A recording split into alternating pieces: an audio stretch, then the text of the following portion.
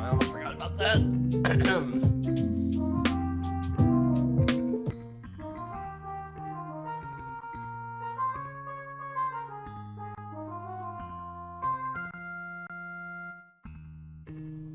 Hi everybody, so I'm gonna be closing out this marathon with Star Revenge 6 Luigi's Adventure, while there's still 15 minutes left in Mario Day for me. It probably isn't Mario Day for some of you watching, but still is here, so finally gonna play some Mario, sort of. Anyway, so I ran the DLC for this game, Star Revenge 6.5, at the Halloween marathon last year. So this is actually the game that that game is based on. So let's just go ahead and get started. It's me, Mario. Okay, so right off the bat, I want to say this run is either going to be really awful, extremely mid, or it's going to PB by several minutes. There's really no way of knowing what's going to happen here. This game is very unpredictable when it comes to speedrunning it. Here we go. So you start off in Mario and Luigi's house, and you're playing as Green Mario. I mean Luigi, even though he's totally Mario. So that's one of the 5 stars that's present in that level. And now we're going to be heading to the first course. We're right out of the gate, we're going to be starting off with some pretty difficult stuff.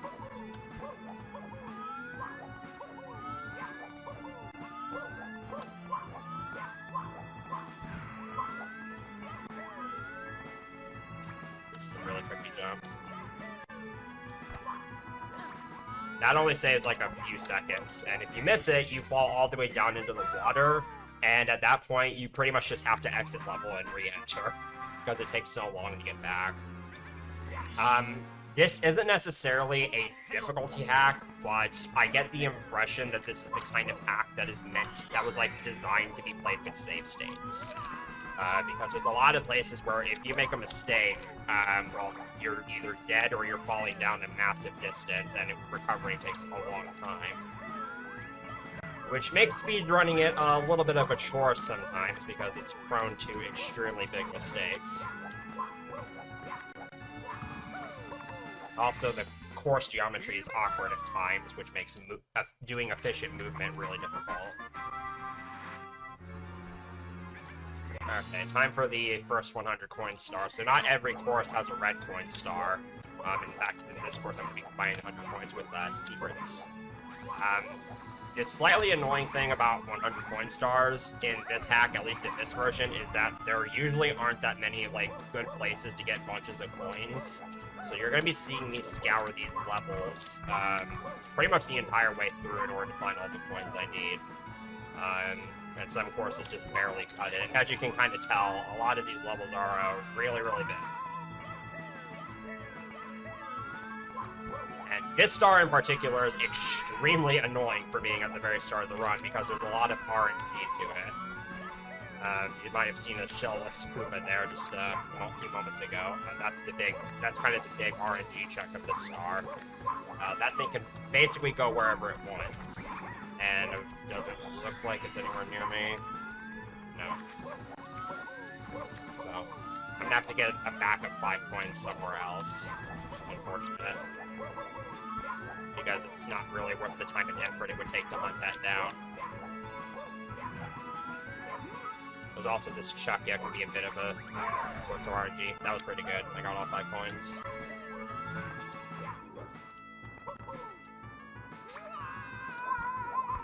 Okay, that's even worse. So that's really bad, because now I need to get an additional... There is a Chuck-ya later in this level that I could get for the first 5 backup coins, but now I'm gonna need to get a bunch of additional Goombas. Which, yes, are reskinned to look like Franks in this game. Also get ready to see a lot of riding on the shell. That's somewhat of a common thing in this hack. I'm gonna try to get some of these Goombas. That's not good, but that's only gonna cost a little bit of time. lose the shell there.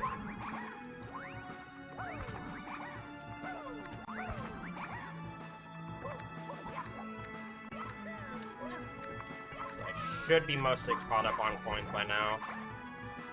Luckily, there's another shell up here that we can grab. Should be good. I actually have one extra coin, which is nice. Alright, so I'm gonna go for a kind of risky strat here.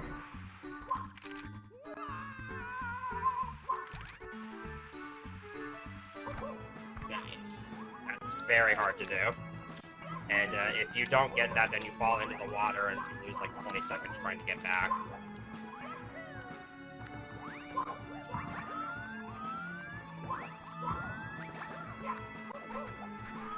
So I'm running 120 star, which is 100% for this hack.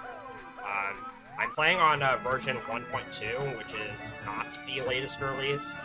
There's actually been several additional releases, new versions released since this one. That would actually be significantly faster to play on because they only have, instead of 100 coin stars, you have 80 coin stars, and I completely forgot to get 100 coins. So that means I just lost like 3 minutes, and we're gonna have to improvise. I completely forgot about the chuck, yeah. That's what happens when you play while commentating. So I'm just gonna kind of have to think on my feet here on how to best handle this. And I think I have an idea.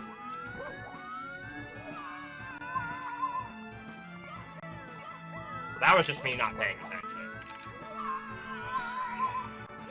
There's a chuck at the end I was supposed to get, and I just kind of forgot to get it.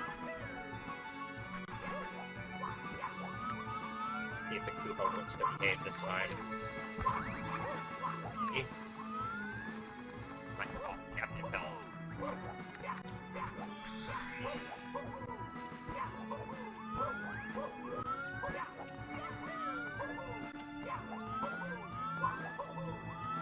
I think I have an idea of how to slow.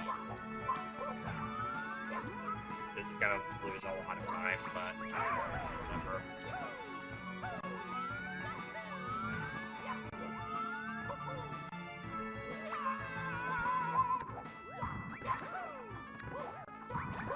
This time I actually got all 3 of those points.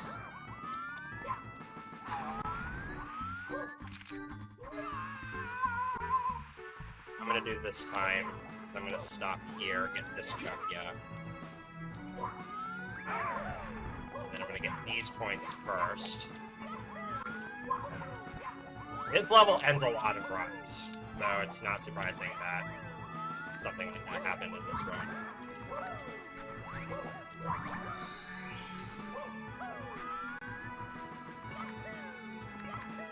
That long jump back is also extremely difficult.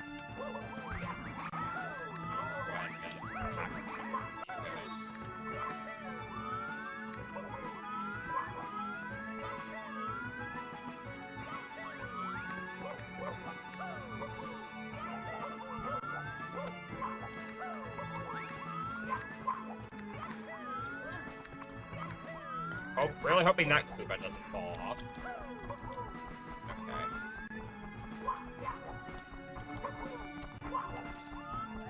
Shellless Koopas are just really annoying, and that was good. So now, I have to get more backup coins. I think there's 3 blocks up here.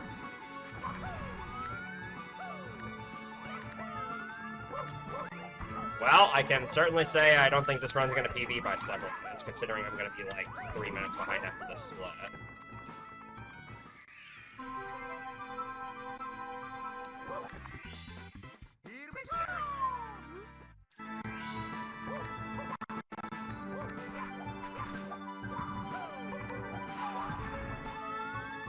God, the star isn't in a box, it's over there.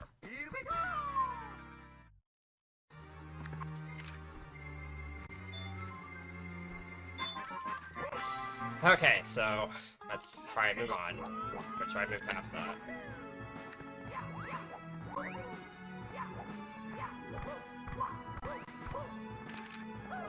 So I'm gonna do this cannon star next, and a slightly annoying thing about this version of the hack For cannons, you have to be in Mario Cam, because if you're not, then you're unable to aim, because this version of the hack uses a special camera mode for every course, where it always stays along the cardinal directions and diagonals in every single level if you're in Lakitu Cam, and it basically just ignores any and all walls, which is pretty good for the most part, but it applies that state to literally everything, including when you're in water and when you're in a cannon. So...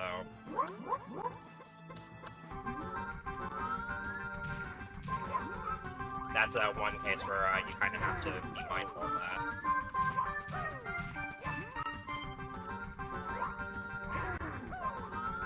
I'd say I adjusted to that pretty well, but since I basically had to redo the entire 100-point star, that was a 3-minute time loss right at the very start of the run. Very unfortunate, but... still got a lot of run to go.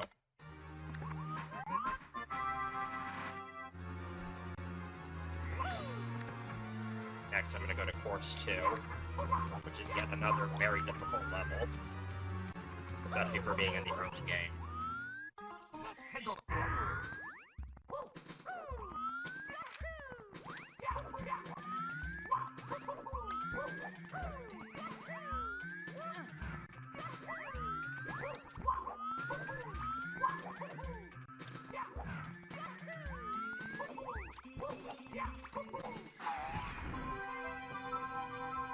That first star is pretty much just all movement, and it's so hard to move fast. There's a lot of really awkward turns and bends and slopes in the geometry.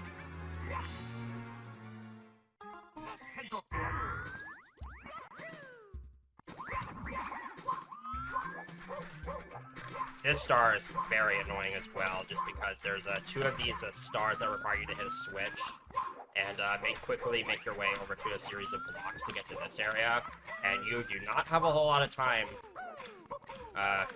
to spare with those blocks, so if you basically make any mistake, then you would have to go all the way back and hit the switch again. And that's going to be even more important on the next star.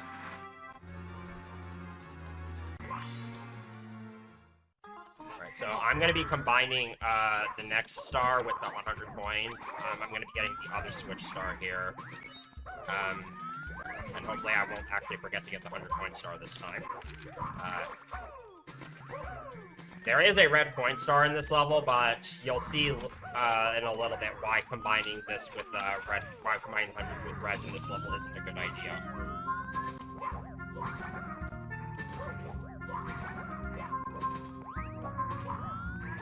This is actually one of the faster levels in the run.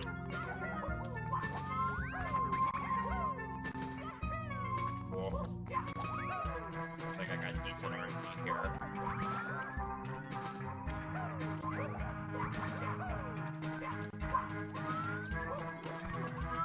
Still need one more coin from one of these guys.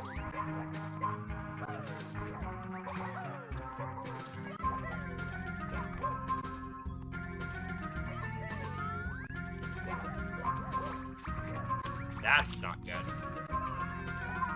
So that pokey was a little too close to the edge, and what I was afraid would happen happened.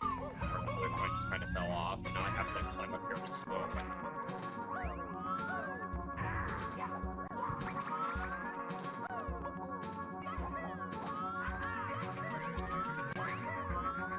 So here's the other switch.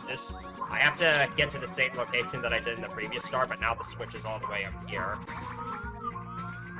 So it's even harder.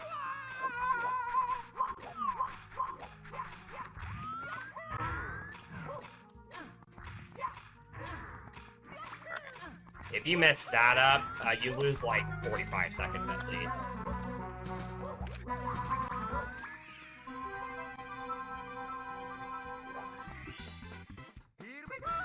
Even with that one mishap near the end, that was still pretty decent. There's a lot of coin RNG and 100 coin stars in this run.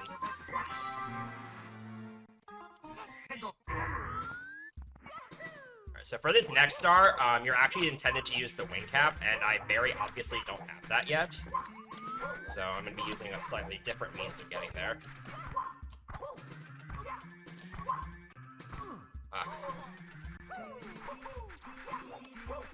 This is actually a lot more annoying than you might think it is. Part of the reason why is because there's a invisible wall next to the ledges there that you may or may not hit, and it's basically out of your control whether or not you hit it. And sometimes that can just mess you up and cause you to fall all the way down. Right now we're going to do a secret star. There's nothing super difficult about this star, but it's a lot of really hard movement. And again, a single mistake can easily snowball into several seconds.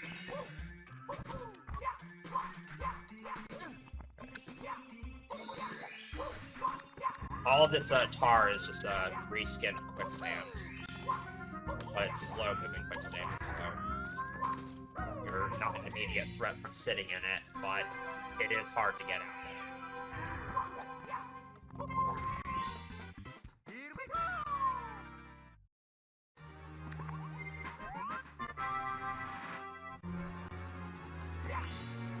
Just one more star here.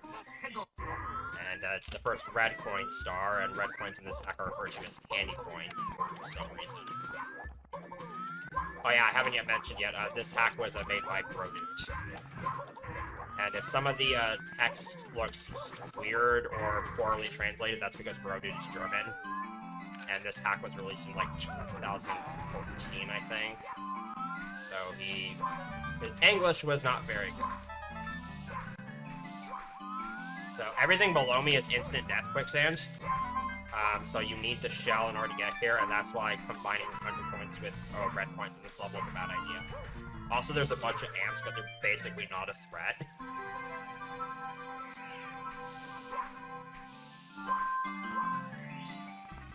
That's it for that level.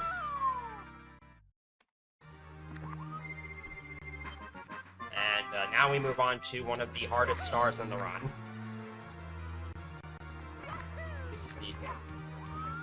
Forgot to go into Mario Paint there. This is the first Bowser level, or boss level, because Bowser doesn't actually appear on this stage. And as with Bowser stages in most SN64 ROM packs, there's a red coin star. And this stage is extremely terrifying. There are a lot of enemies, a lot of places to fall, and it's a super long and tall level. This section right here is the absolute worst. There is a Lakitu here where if you do not wait for it, 9 times out of 10, it will kill you. Okay, it nearly got me there.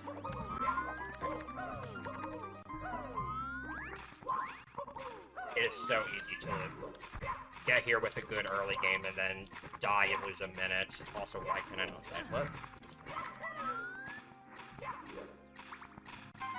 Okay, that was a bit sketchier than it should have been.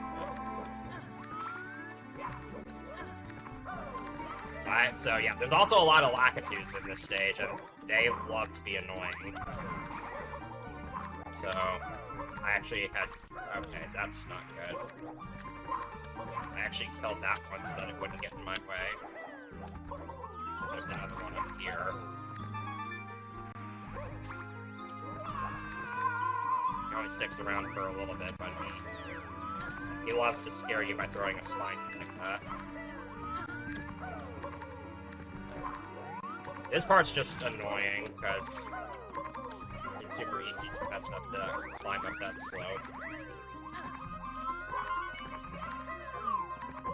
That was kind of sloppy, but I didn't die, and so I'm definitely accept that.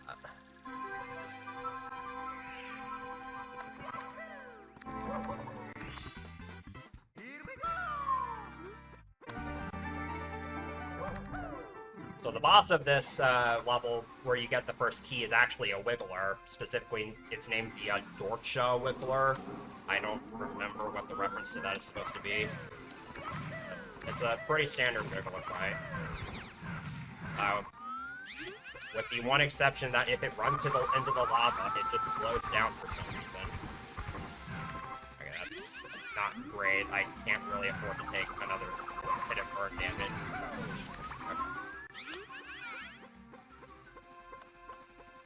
A lot of text boxes there. So I guess it's just supposed to be a computerized wiggler.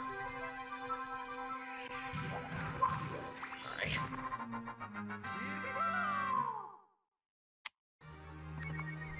That'll give me the first key. Alright, I'm gonna go for a BLJ into another Star Door here, but if I don't get it, I'm just gonna move on. I'm just gonna continue my route like normal, because this is a marathon. I figure I might as well try this. Nice. So by BLJing on those stairs like that, I can get behind that 30 Star Door early. That doesn't really do anything super helpful, because the route I do actually allows me to get 30 stars before entering that level, without having to, like, do unnecessary backtracking anyways, but I figured just for the marathon, I'd try and see if I can do that one. So this is the Time Rocks Warehouse, and we have Team Fortress 2 music. So those spotlights are actually death barrier zones. If you go above them, it acts as if you went above the death barrier and eject you from the level.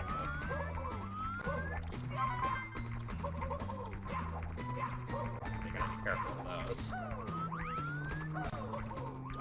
This part is really tricky.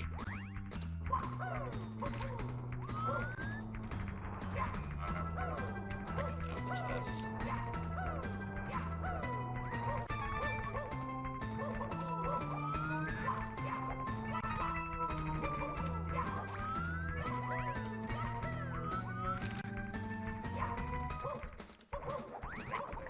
I really don't want to die here because, again, I don't have the necessary 30 stars to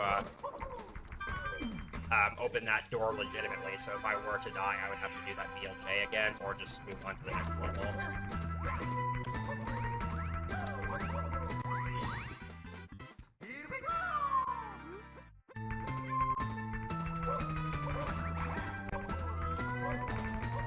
We made it through there. And now we get to fight against Time Rock, which, as you may have guessed, is just a reskinned Time Rock. Except now there's a bunch of added fire and amps and bowling balls. So I don't pretend to understand the plot of this game, but apparently Mario is just trapped in some, like, dimension somewhere.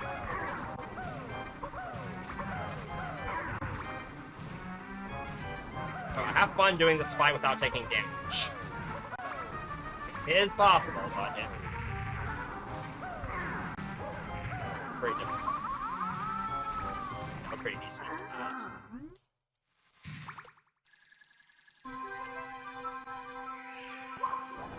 I believe on the later releases of this game, all that fire was removed, so that...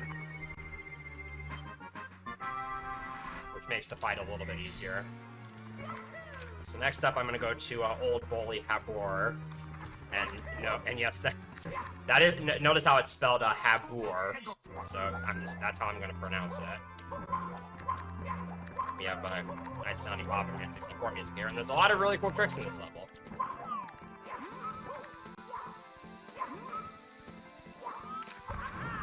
Well, there's a good old-fashioned bomb clip. So you need the biggest float size of bomb in order to do that clip properly.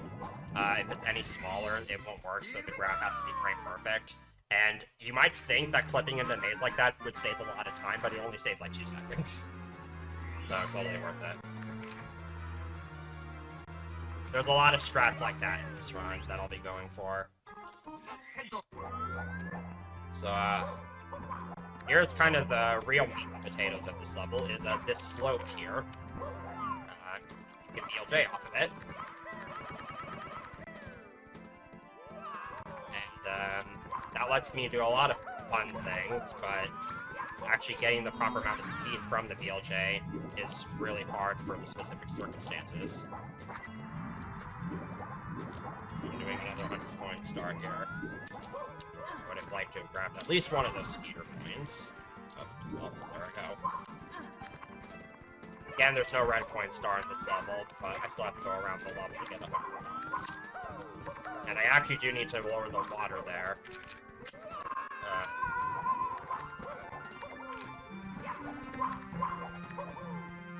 reason why is because there's a blue point switch that has like 10 coins.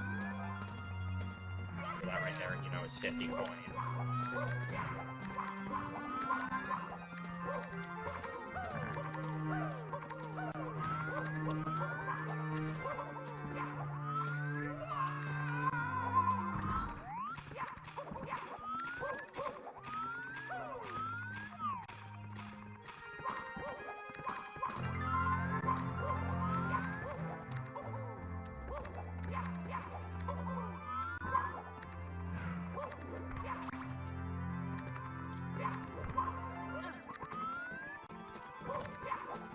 Not a whole lot to say for the rest of this star.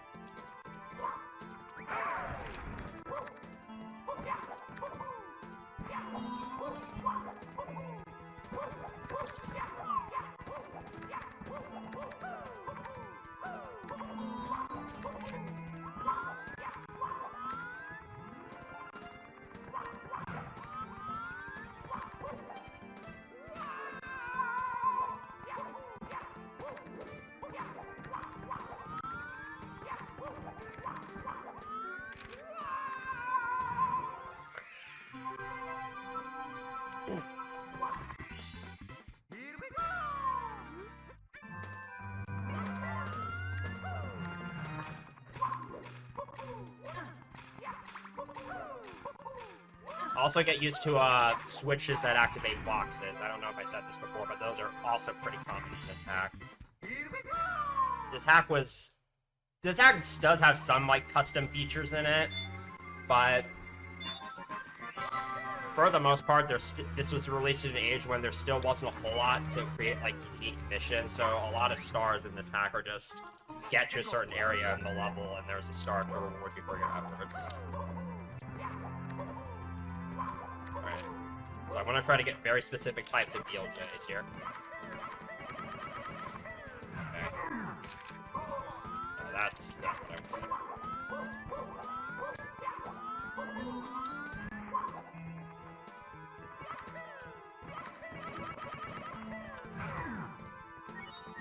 So that bully just got yeeted away.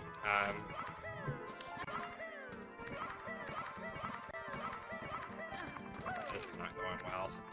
This tends to be what happens when you get here in road. There we go. You're actually supposed to use a cannon shot to get there, but by BLJing in a very specific way, you can just launch off the island. The reason why I needed a very specific BLJ is because it's really easy to overshoot it, and if you land in the... You can flame walk to get on it, but,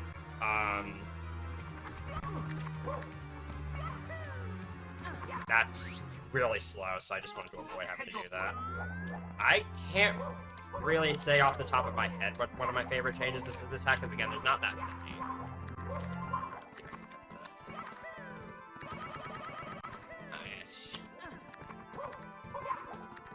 So that BLJ is mostly about the angle.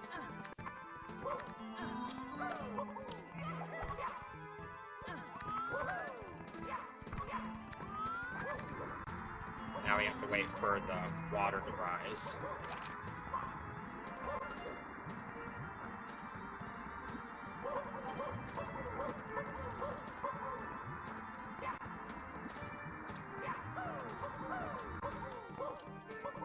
So as I was saying, you saw that bully get zoomed away when Mario collided with it with a bunch of speed. Mario and the bully have a sort of like elastic collision with each other.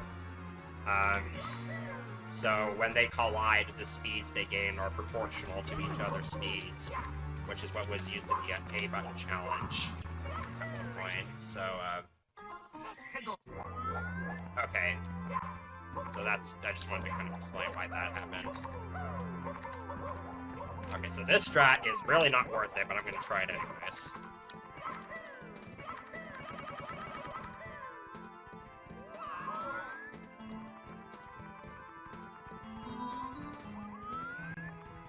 I cannot believe I actually got that. That is so hard to do. And it only saves like a couple seconds over just going to that star without using BLJs.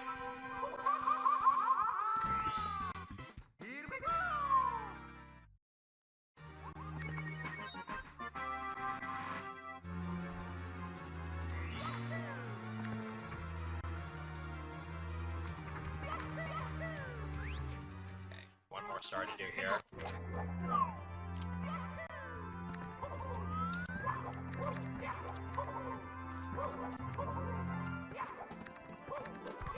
This one's pretty easy.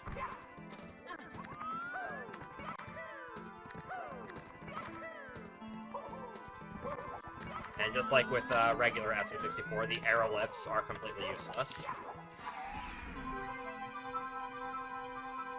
So, that could have gone a lot better, but at least I got to show off pretty much all of the strats. So, pretty happy with how that level went overall. Okay, so, here's something kind of unique about this hack. Well, not really unique. So, yeah, this is course 5, but there's actually another level hidden within this course. Let's just sort of off over here. And unlike the original SM64, which just had a Cavern of the Metal Cap hidden in Hazy Maze Cave, we have an entirely new 7-star course hidden in this level.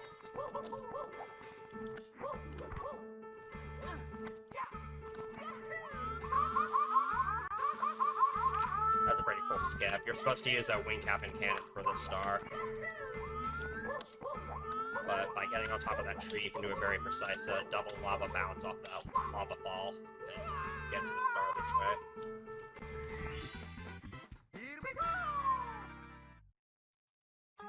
And thankfully, after every star in there, it just spits you out right next to the warp pipe. I should also mention this is the wing cap course. So this is going to be one of the, I guess you could say, drawbacks of the route that I'm using. So this star requires the vanish cap, but I kind of don't have that yet. So I'm going to go up here, and oh hey look, there's a bob. Let's see if I can get this. Yeah. That bomb clip is considerably more difficult than your average bomb clip, and like the previous one, I also need it to be a big bomb, so the graph is frame perfect.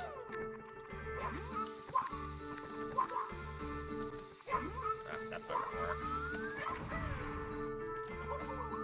So the reason why I'm doing this is because the Vanish Cap course actually requires the wing cap to get all of the stars in, and unlike this course, there is no way around that. So, yeah, you can see that that bomb size is insufficient. So if I were to use the Vanish Cap for this star, it would require a whole bunch of additional overworld movement and backtracking, so... Just to streamline things a little bit, I'm doing this route. Okay, this is not going well. But unfortunately, this kind of tends to be what happens, is you just fail this over and over again.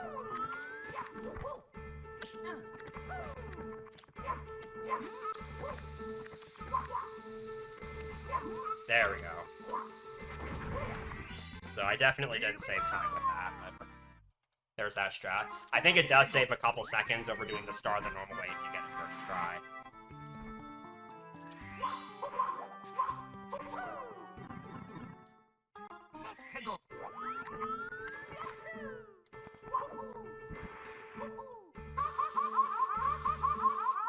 There's not really any cool strats for this star, but it is another really difficult one, just because it's another one of those switch box stars that has a very tight timer.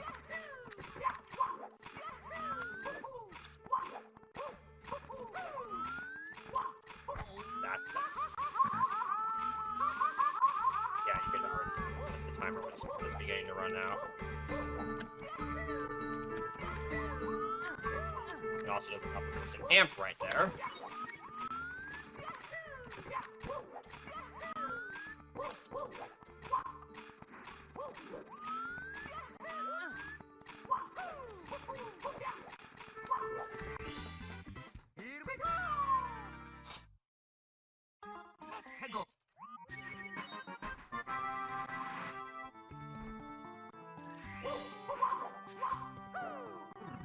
Next up, I'm going to do 100 coin star, and this time I am going to be pairing it with the red coin star.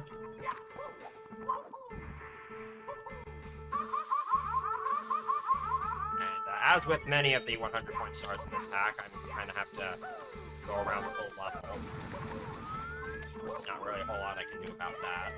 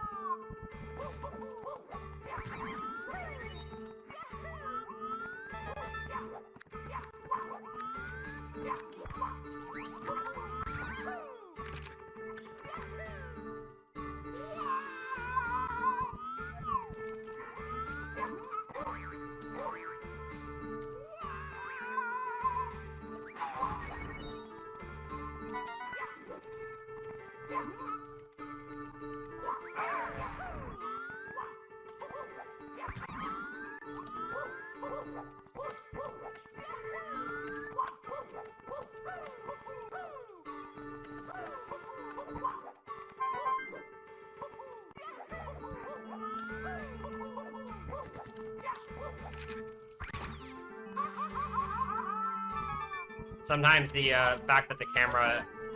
Sometimes the behavior of the camera in this hack actually kind of works against you, because since it literally does not care about not getting stuck on the wall, sometimes it can just obscure your field of vision and make it very hard to judge where you're going to land from a jump.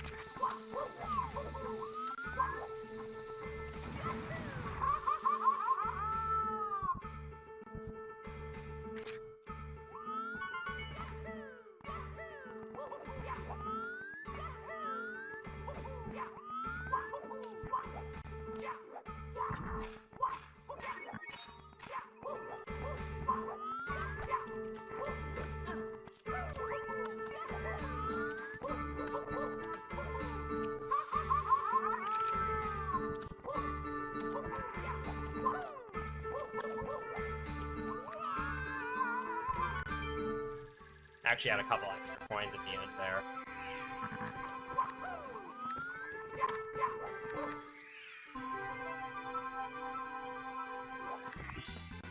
Here we go!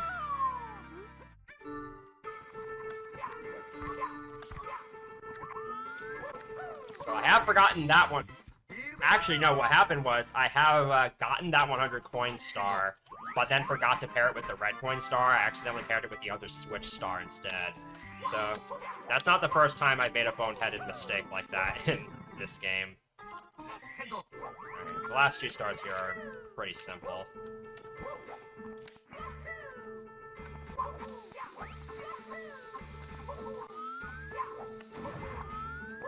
So this is actually not a timed boxes switch. This is a switch that actually opens a gate elsewhere in the level.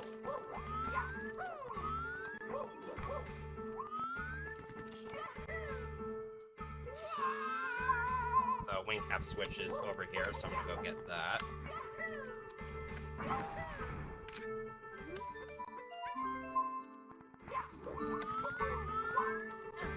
That snippet is evil.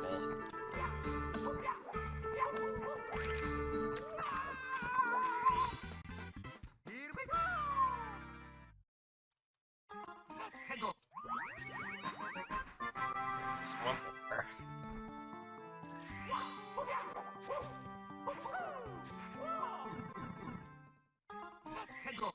So this is a secret star, where you have to get 5 coins that have secrets attached to them. And they're just kind of all in this pit. And I thought I was gonna ledge grab there.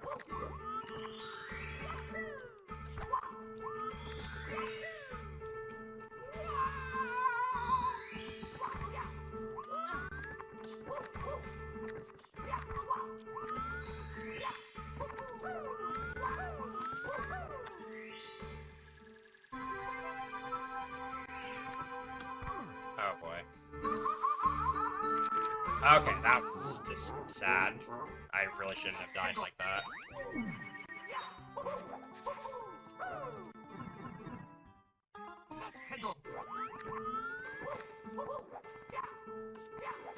The ending of that star can be a little bit awkward because of the platforming.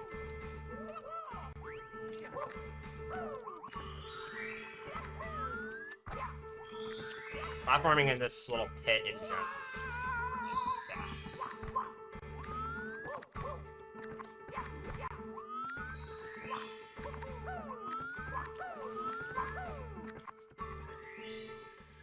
Alright, so hopefully I can actually jump this time. After getting shocked by an amp.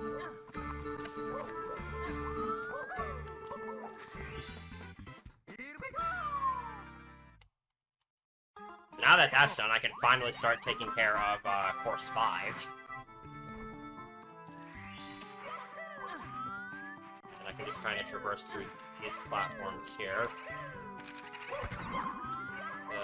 Shortcut my way to another star.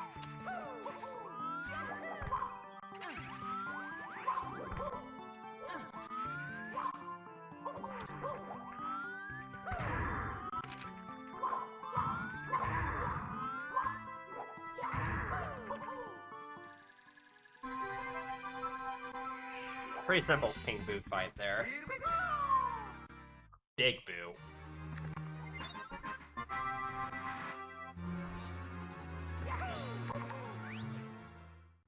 This is a bit more of a relaxing level than some of the other ones, but there's still quite a few hard parts about it. So on this star, you're supposed to ride this wind and follow the coins in order to get to the star.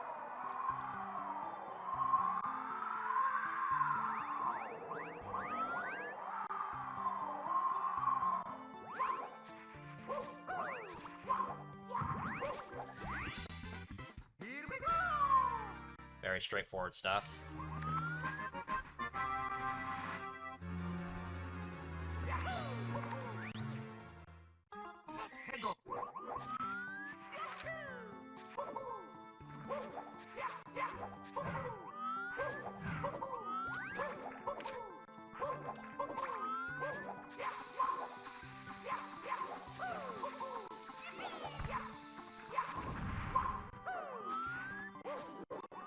Also, this is a snowy level, so everything is super slippery, which makes navigating it that much more fun.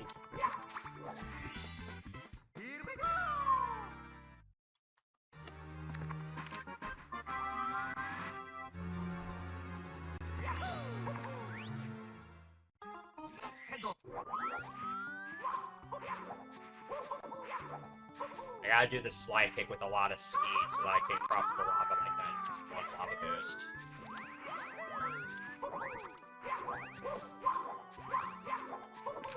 A little shortcut here.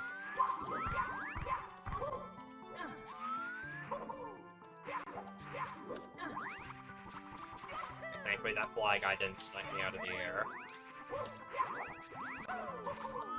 So, this star has includes references to the Toast Fairy, which I presume is supposed to be an SMG4 reference. Just SMG4. Because there's a Bob-omb buddy there that talks about the Toast Fairy coming.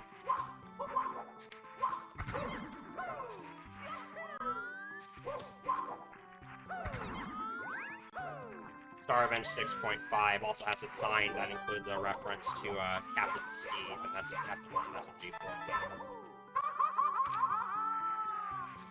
And in case you couldn't tell, I'm doing reds and hundreds now. There's a money back here. And of course it gave me terrible RNG. Classic marathon luck.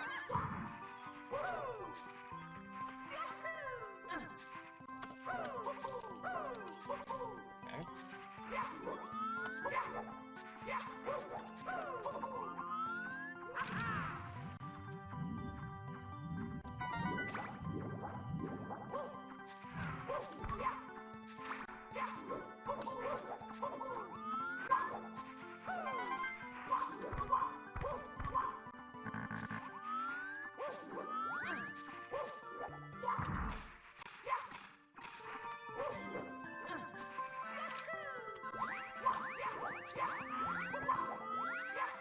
I gotta do that tricky navigation through that little corridor again.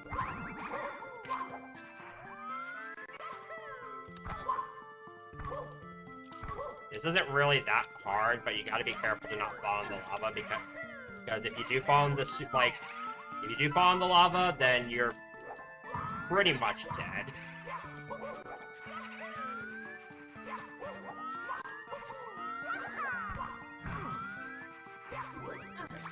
I'm gonna kill this fly guy because I missed 2 points.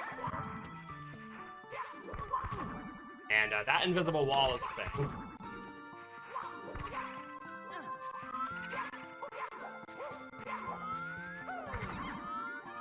Yeah, this hack does not have any shortage of invisible walls.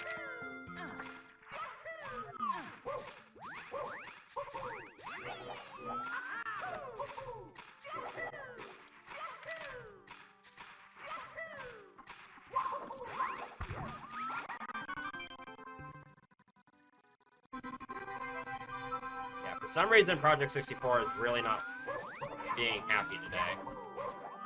It just doesn't like rendering a bunch of bubbles at once. And that was slightly better RNG.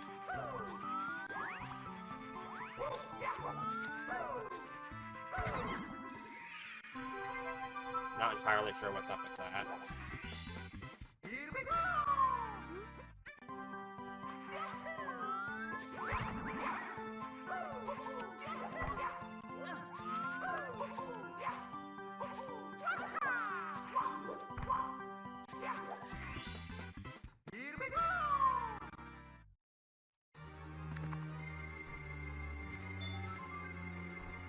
One more star to collect there.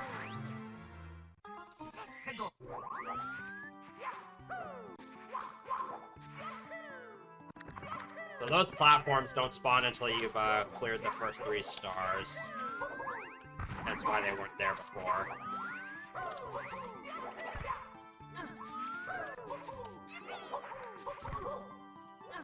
So thankfully, I just unlocked the wing cap because now I can use it to get this star. You can get the star without the wing cap, and I think in theory it's a little bit faster, but it's not that much of a difference. There's one more star in this portion of the castle here. Thankfully, it's a rather easy one. So here's the toilet. This is the obligatory slide level, and you have to go down a very specific path in order to reach the star.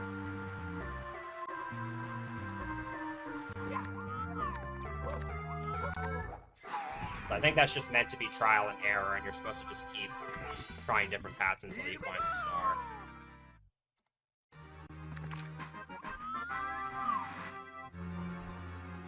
So we're gonna head up to the upstairs portion of the castle. That series of wall jumps is deceptively hard. So here's the desert level of the hack. There's a lot of really cool skips and strats here.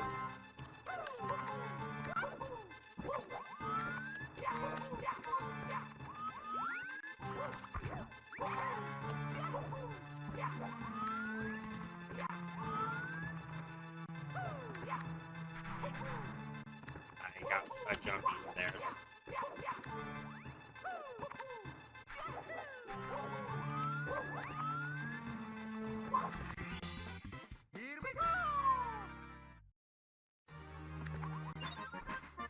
Apparently that's supposed to be a Yoshi pyramid, don't ask me how.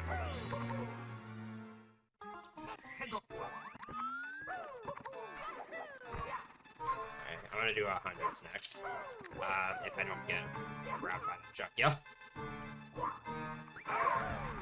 Or I'm sorry, Conqueror.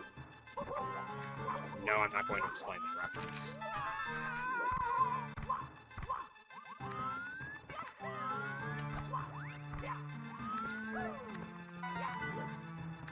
Although, if anybody in chat happens to know the reference, definitely feel free to point it out.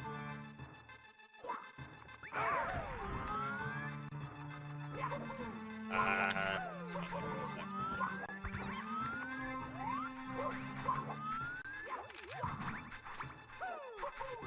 I can easily get a backup point for a random frog somewhere. Just do it now.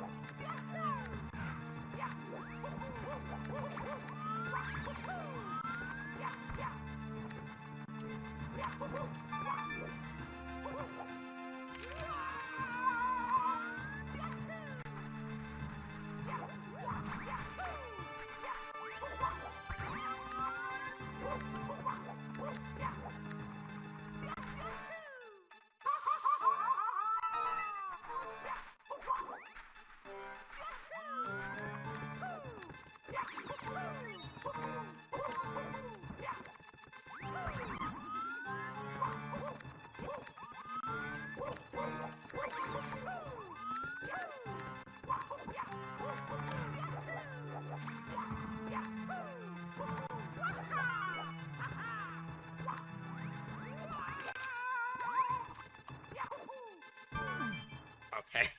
I wasn't expecting to get stuck in the ground there. I figured that dive was low enough.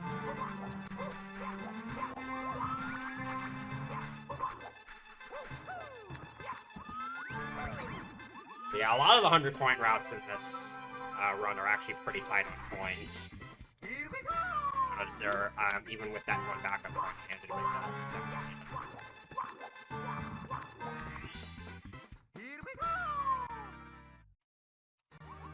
It's kind of the case for most of the 100-coin routes here.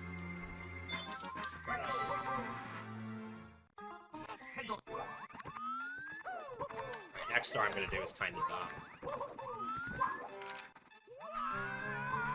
For the wrong reasons. And of course I messed up on the bridge. So, yeah, there's one point there, that's just the 5th secret. The problem is getting back. You can shortcut it, but you kind of have to directly make that jump and not wall jump, because if you have to use a wall jump to grab that ledge, 9 times out of 10, that bronc will knock you off, and that's instant death quicksand below you.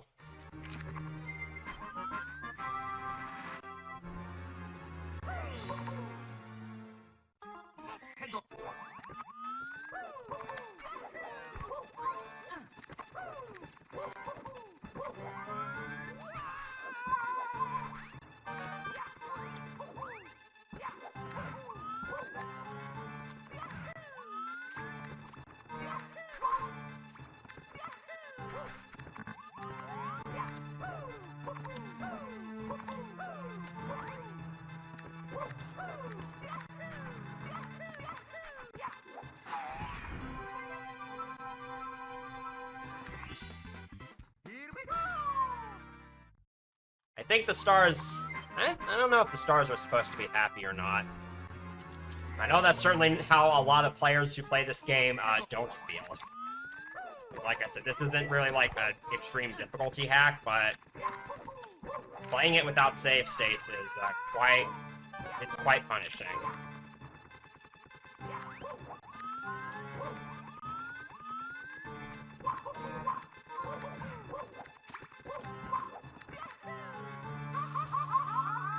So a lot of these shortcut here.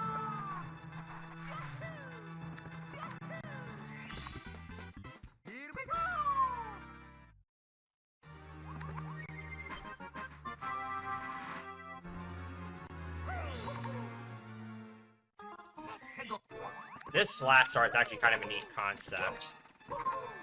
So, on earlier missions, this cave is closed. But there's a Bob-omb buddy nearby that sort of tells you what the secret of this cave is. So there's a bunch of multicolored pillars in this cave, and you're supposed to find a hidden box that is located between the 4 pillars that are the same color.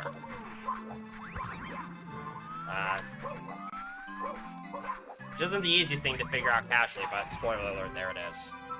And this is actually really close to goal.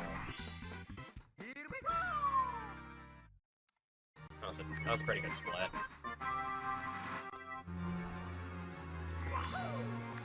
None of that really matters, because now I'm getting into 2 even more difficult levels. So if you remember my Super Mario 74 run from last year's Childhood Hunger Marathon, these levels might seem kind of familiar, and that's because they are based on the same concept as the spear levels from Mario 74, where there's sort of references to the Stone Tower Temple from Majora's Mask, hence the music. In fact, this is literally the exact same MIDI that was used for the Mario 74 edition of these levels.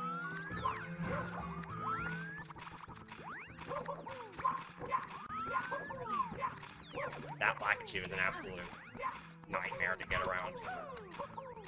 And he's just one of many at this level. Okay, there's a kind of dumb bomb clip I'm gonna go for here. Hopefully I get this first try so I don't have to do an even stupider strat. Back it up.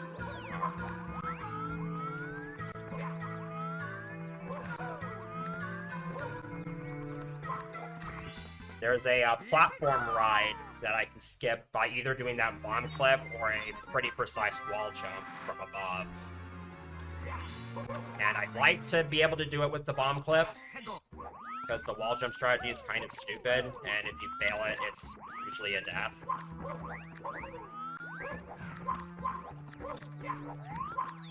We'll see what happens. Again, I need to get a frame-perfect bomb grab in order to get more. And like with many other strats in this game, it looks like it should save a bunch of time, but it only saves like 6 seconds or something.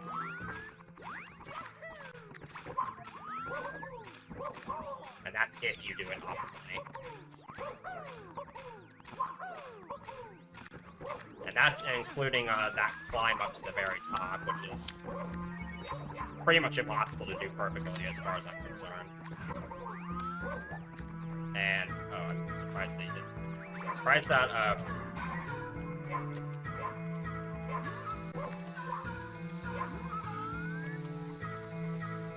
okay. I kind of stumbled a little bit there, but at least I got that.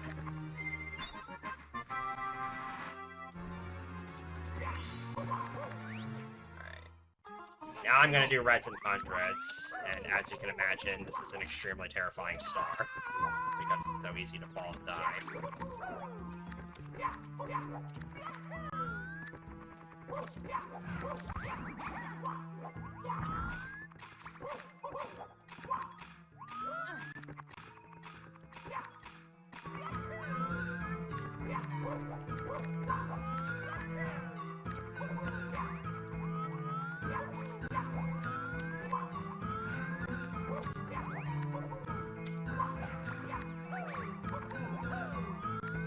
Also a fair amount of point RNG here as well. And again, we have to deal with all the annoying latitudes.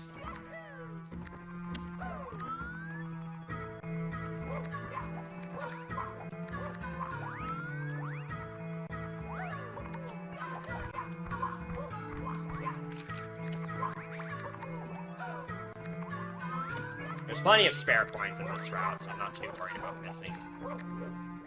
I'm not too worried about missing too many.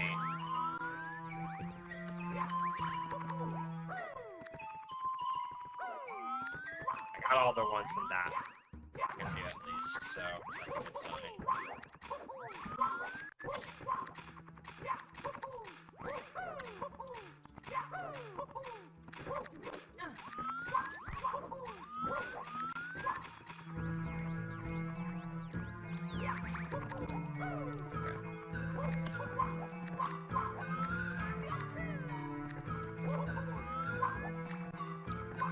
More like 2 up here, and then we get to begin the fun that is collecting these red coins. And one of those coins just fell off the edge. So you can play this super risky, but I'm not going to.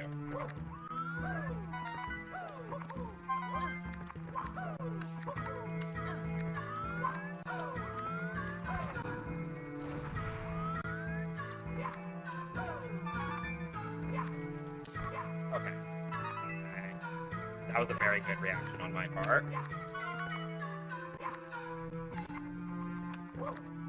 Okay, I'm really hoping I can... Okay.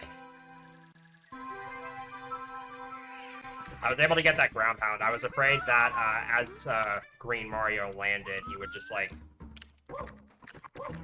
continue walking for a little bit and just drop off the edge. Thankfully, that did not happen. Very stressful star, as you can imagine.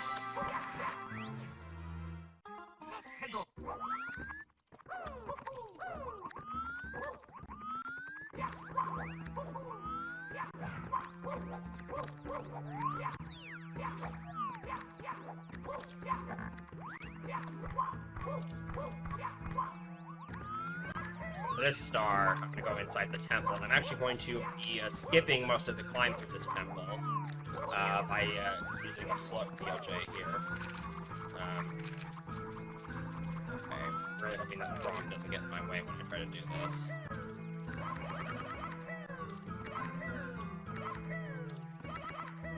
Okay. You have to react quickly as soon as you clip past that wall there, otherwise you'll be too far away to grab that ledge or land on it and you'll fall into the lava and die.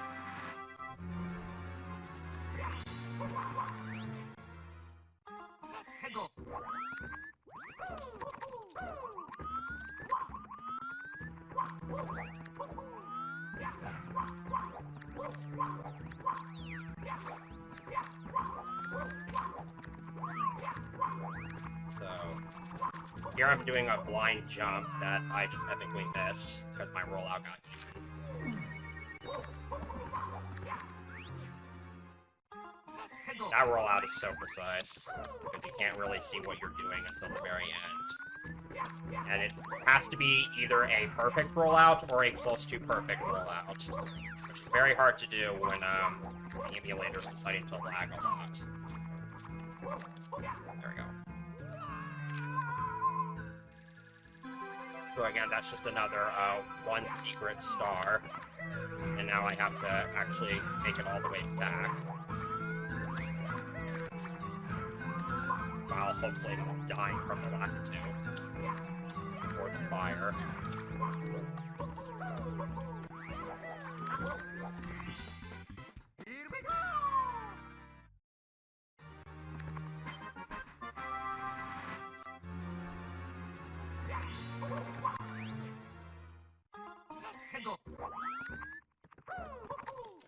Just one more here.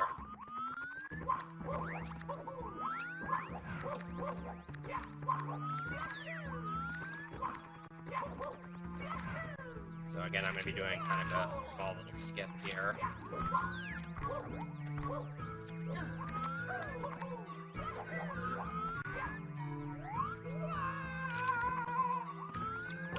Aside from that one death, that was actually a pretty clean level. It's very hard to get through that level with multiple mistakes. But believe it or not, the upside down variant of this level is even harder.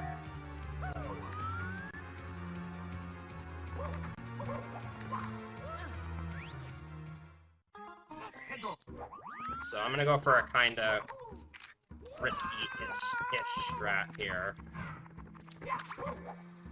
Where I roll out all the way to the bottom here.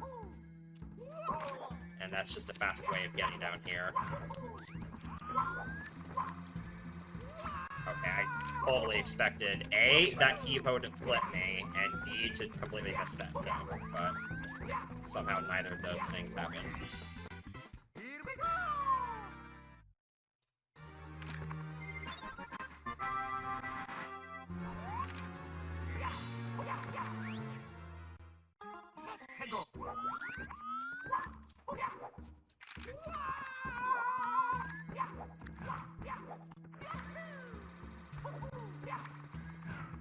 I'm gonna take fall damage. I did not think that through.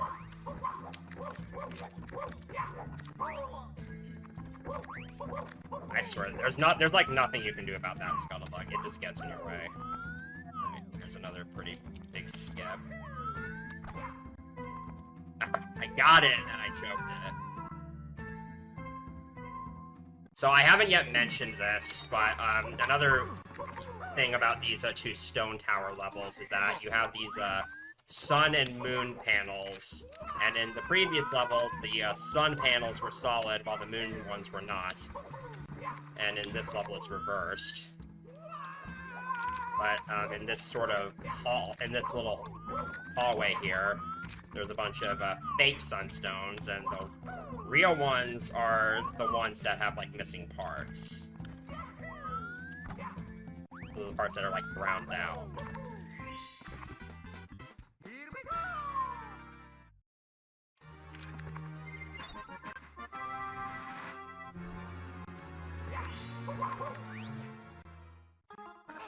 Points here now.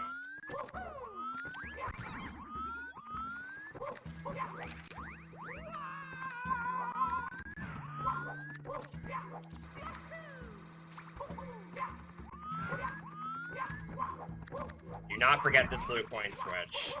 I did that when I first started learning this game, and it killed a run.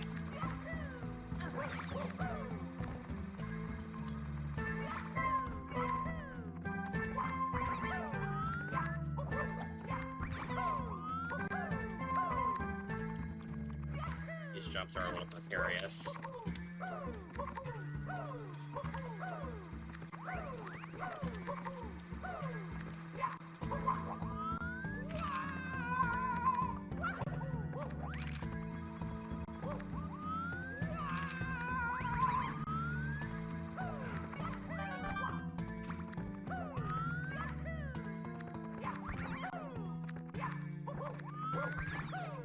A lot of enemies I have to kill for this one star.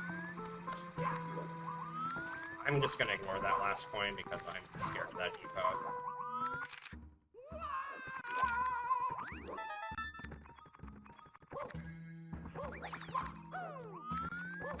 This depot is also terrifying.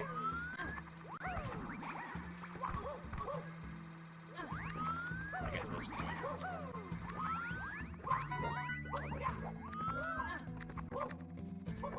You gotta be careful here.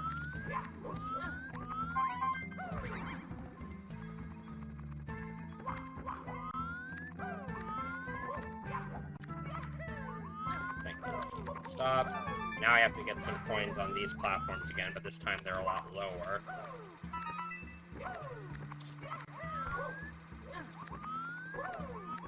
So getting out of the pit is a little bit harder.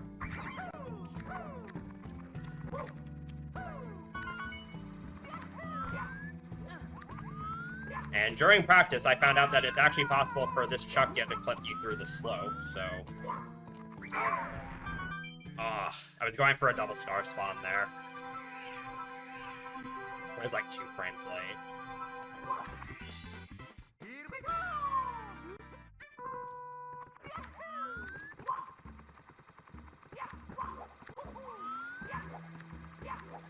No deaths on that star. That's always good.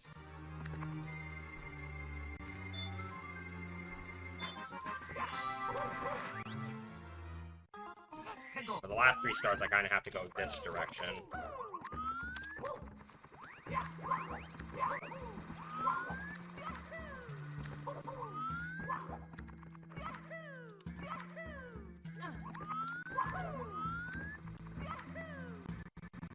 Oh my gosh, it's lag. No idea why it's lagging so much. It normally doesn't.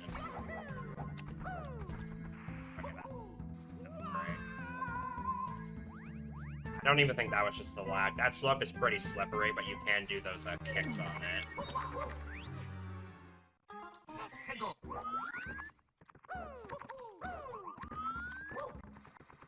Like I said, these 2 levels are just so hard to get through cleanly. Mistakes are bound to happen.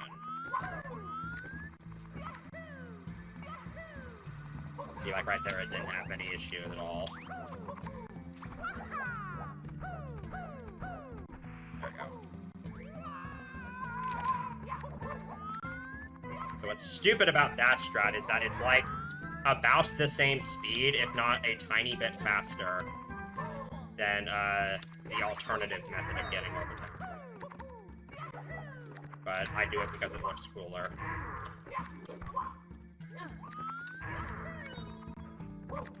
Okay, so here's another platform ride. So in the previous course, I was able to skip that course as platform ride.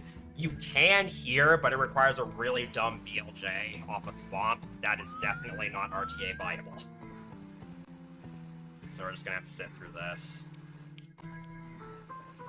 This is like the only somewhat calm moment in the run.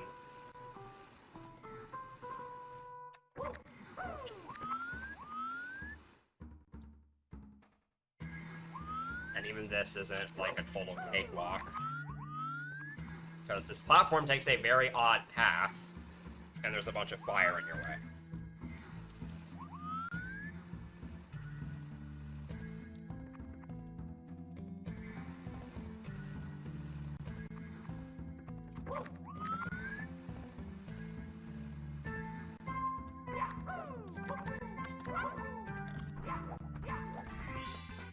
Here we go!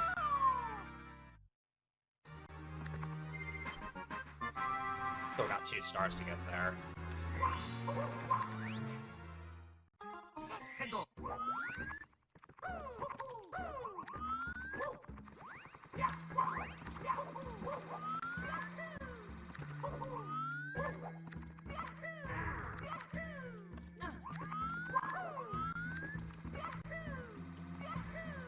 I do this jump again.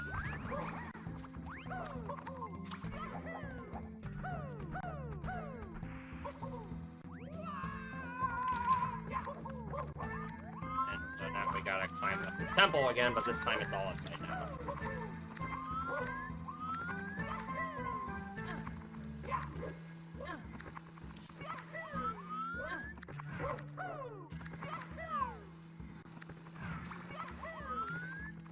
And if you saw my Star Revenge 6.5 run from last Halloween marathon, that might have looked a little bit familiar to you.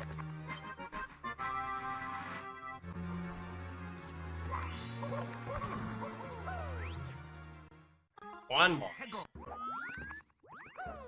And you would think this is the easiest star, but you can't really call any star in this level the easiest. All of them are really hard, especially in a speedrun.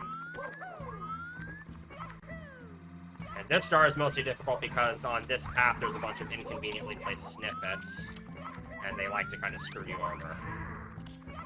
And the thwomps don't call it matters. Okay, that snippet was actually in a pretty decent position.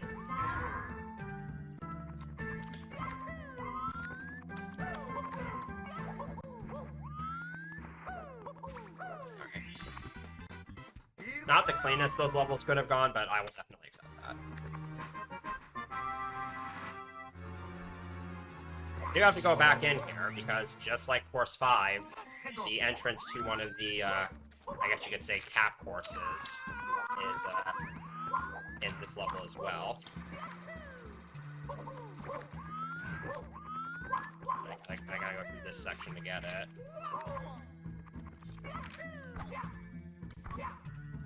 These jumps are as difficult as you might think they are.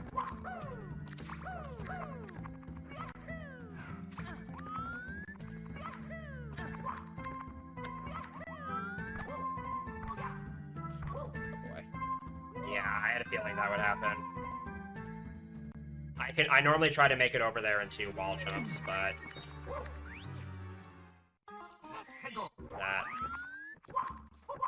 I was not ready for that extra wall jump, and my angle was not that great.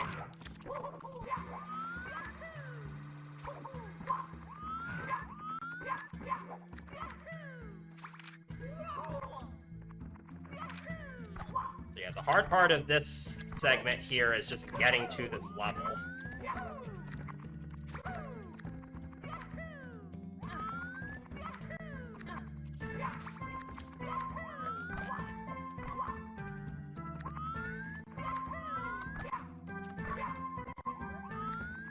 Now we're here. So back to the beginning. This is a, I guess, remastered version of the overworld from the very first Star Revenge game. So it's meant to be a throwback to players who have played through that series.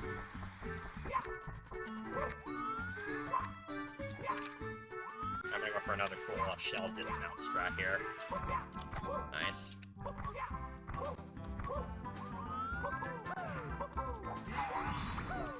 So I'm actually going to be doing this flight in Lakitu Cam, because if I try to do it in Mario Cam, this is what it looks like. For some reason, parts of this level just really don't like Mario Cam.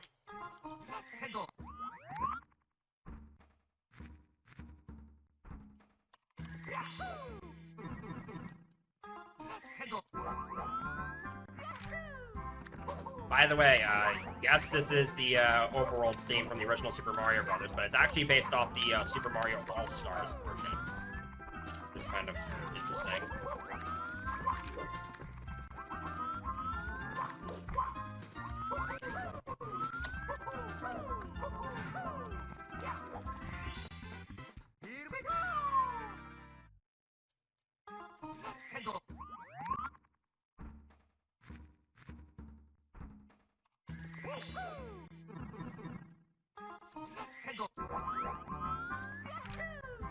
So for most of these stars, I'm just going to be grabbing one of these Koopa shells and just kind of riding it through the level, because you can go pretty fast on a Koopa shell.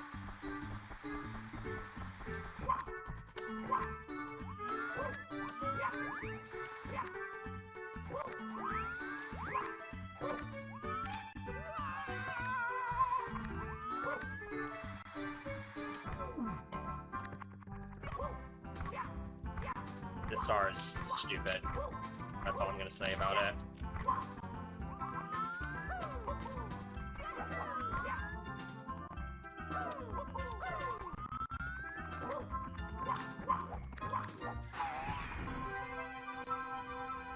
That is another star that is way more difficult than I made it look.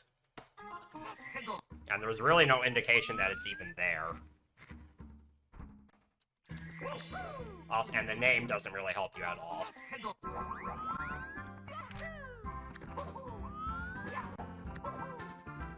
Oh, that's not going to be the end of the Koopa abuse. There's going to be a lot of it in this level.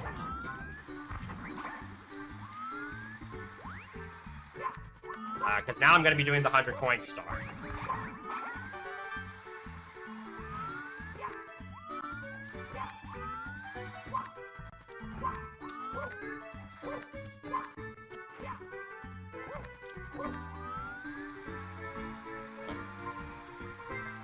I want to make sure I got all 5 of those.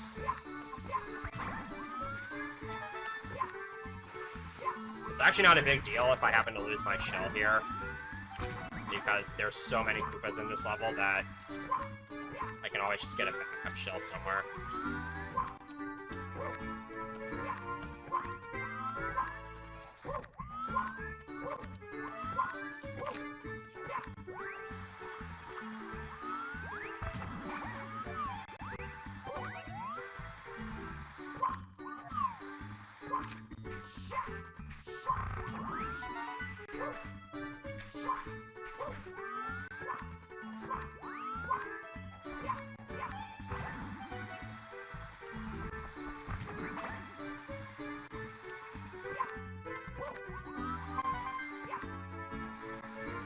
Take a brief break from riding on the shell to grab these blue coins. And I'm probably gonna miss at least one of these because, for one thing, that fly guy. Okay, I actually managed to get all 3 of them. That's extremely rare. And back to harassing Koopas.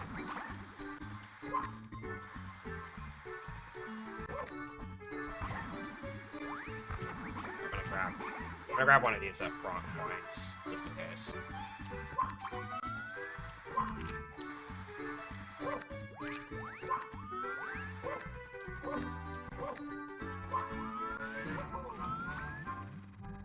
Alright, that'll be the last of the Koopa bullying for this star. There will be more of it.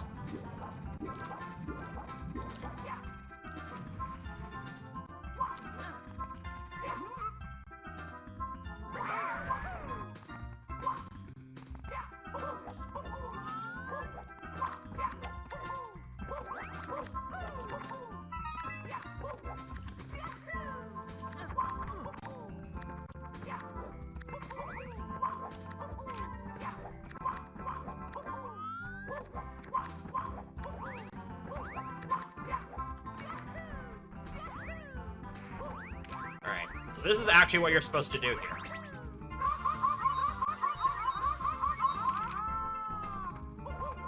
Yes, that is the intended strat to get up that lava fall.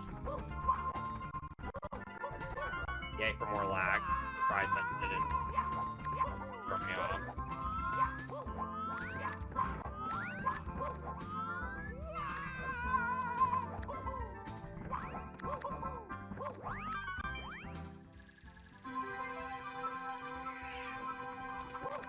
So you may be asking which cap course this is, because I haven't specifically specified that. Well, it's not the Vanish Cap course, but you just saw right there that the switch is purple. And I'll explain that in just a second. Basically, it is possible to escape from Chucky's grasp early if you mash buttons quickly enough.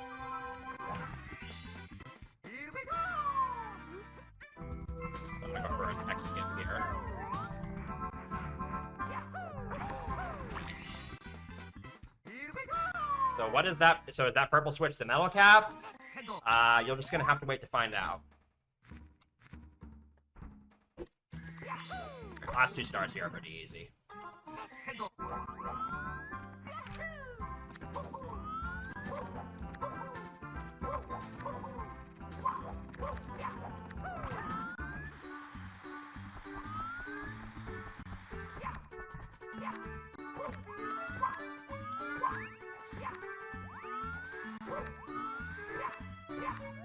So for this star, I'm actually going to be skipping a huge chunk of it.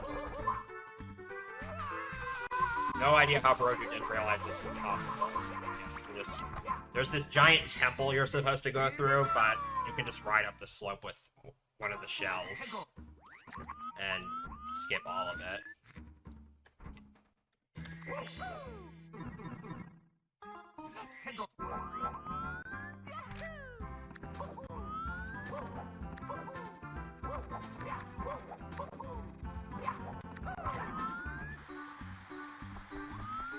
That Koopa's never gonna get a break.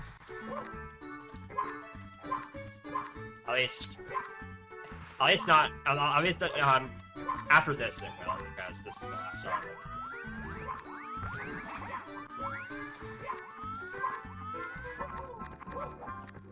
Okay, so yeah, there's just a bunch of holes in the flowers there. One of them leads to a star. So now I'm finally done with that level. Exit course. And we're gonna go do some cleanup now.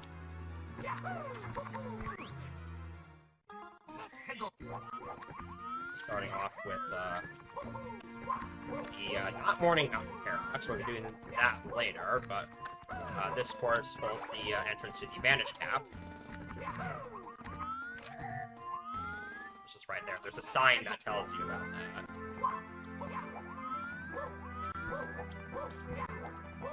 So this level's really hard. Ah, I jumped too late. That's a shortcut you can use for that star. It saves a lot of time, but it is a little tricky.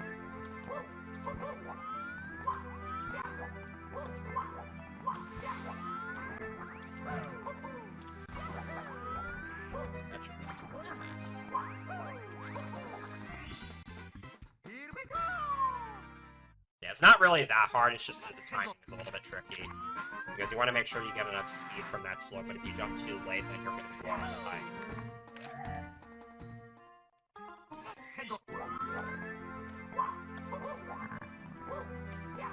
Unfortunately, none of the other stars in this level are quite that short.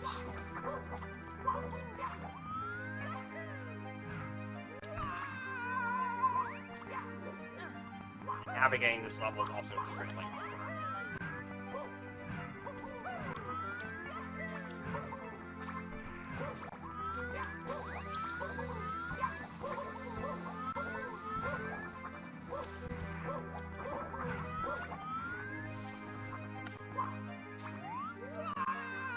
Ah. So that's a little bit of a problem. Luckily, I chose to,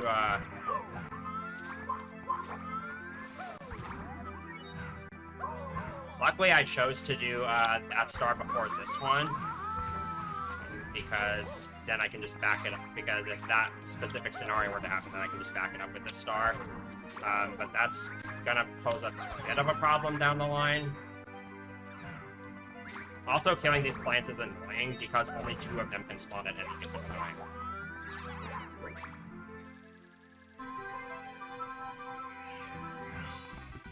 So I'm gonna have to do some improv routing here, because normally that star is what gets paired with the Vanish Cap switch.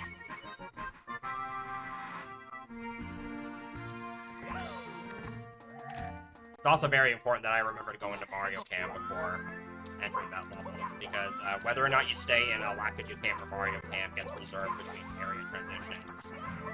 And I want to start this level off in Mario Cam because it's a little bit easier to see what I'm doing right away.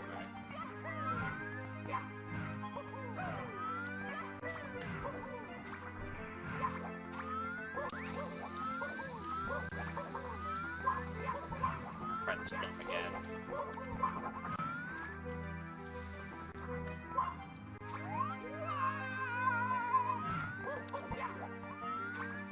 Again, that's not that hard of a jump, it's just pretty safe to make. And if you miss it, there isn't really a way to back it up.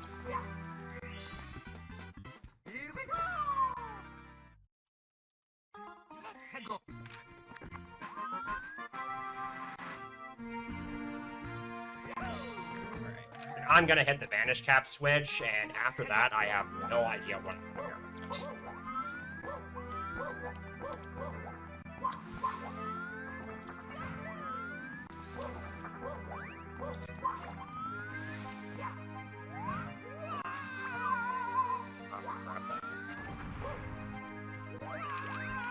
Oh my gosh. And death. Again, the camera makes it pretty much impossible to tell what you're doing at any given time.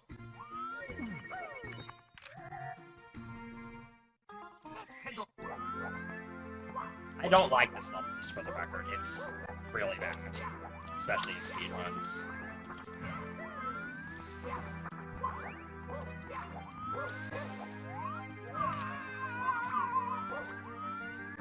Let's do it like this. So I think I'm just gonna back up this way, which I'm actually not used to doing.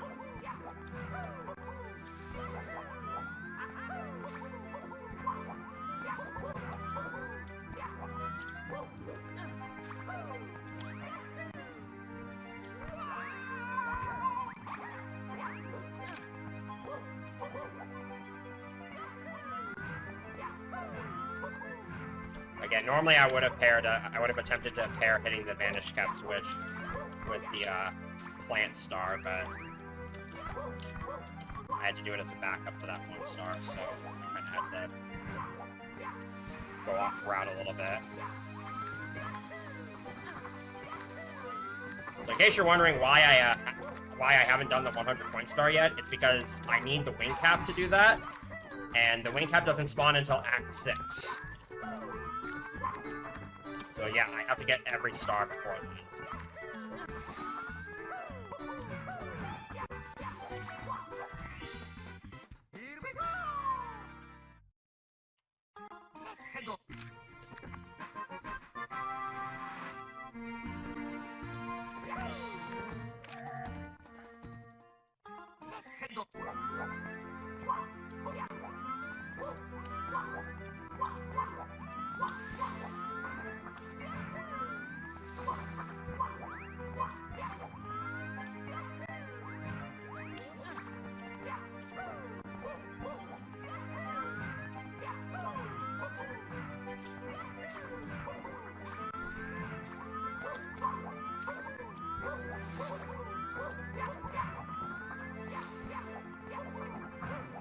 Now that I have the Vanish Cap, I can get this star.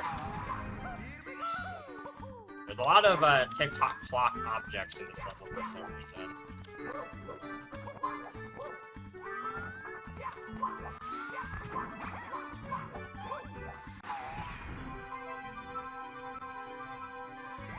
Alright, now we get into the horrible part of this level. The 100 coin star. So the thing with this 100 coin star is I'm going to be pairing it with the secrets, and this route I'm going to use looks pretty crazy, especially near the end, but there isn't really any better alternative route that wouldn't be several minutes slower. So I kind of have to do this route. And I don't need all these, like, extra enemy coins along the way, but it helps to grab them.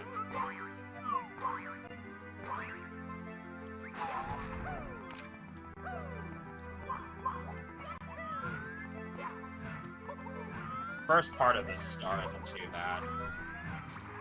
Once I grab the wing cap, though, it's not gonna be when the fun's really gonna begin.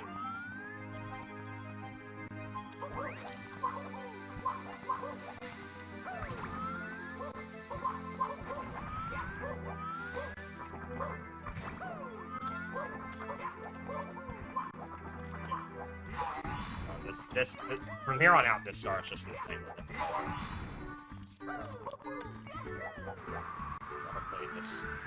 Hopefully this goes out somewhat decently. I'm sure it won't. But we're off to a good start at least.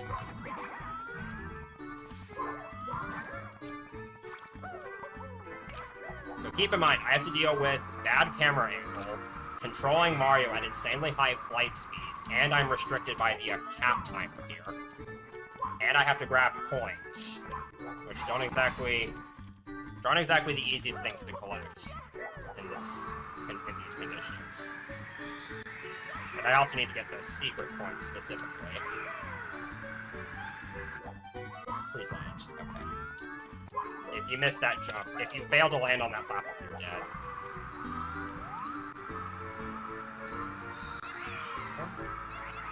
Bonk. You also can't bonk at any point.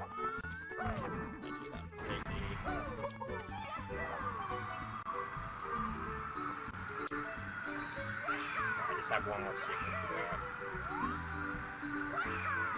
I have a bit of time to spare on my cap, so I'll kind of try to play it safe. I like to get a few more points from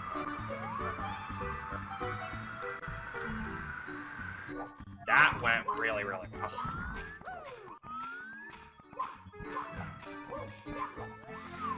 I do need to get a few coins from here, but that's kind of by design.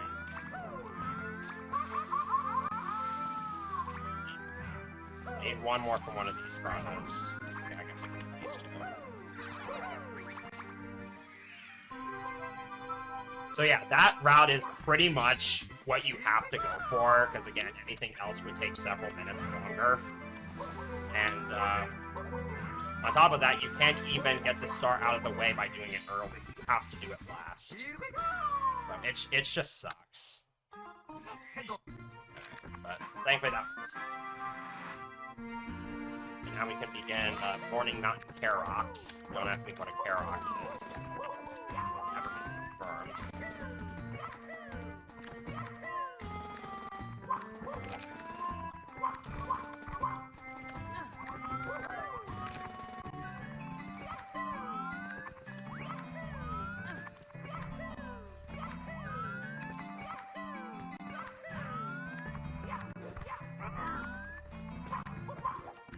Oh, Yosef, that's funny. I'm not gonna pretend to understand this game.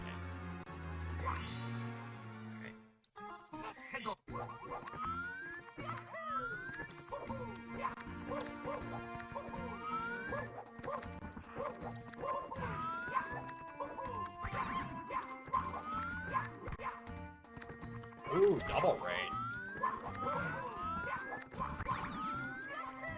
So here's a shortcut I'm gonna try here.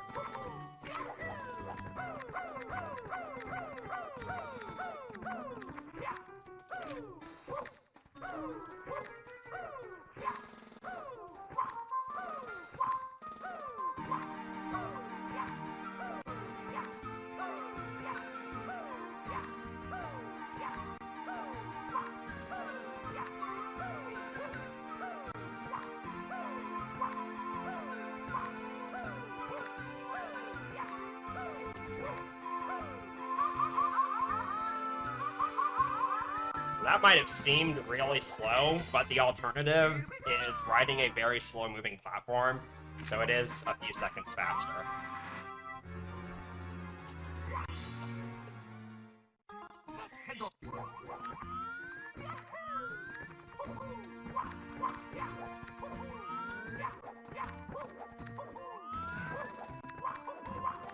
So on my way to this star, I'm actually gonna kill a few enemies. And I'll explain why in just a little bit. I'm gonna do that box triple jump again.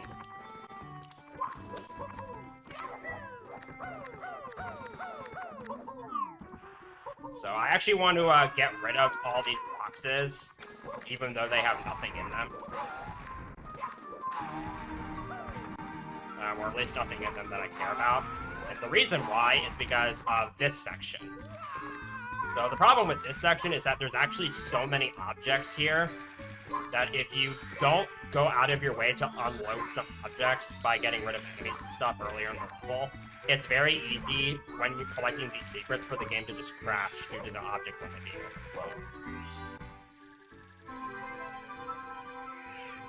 And I believe that was remedied on later versions of this hack, but not on the version I'm playing on. Here we go!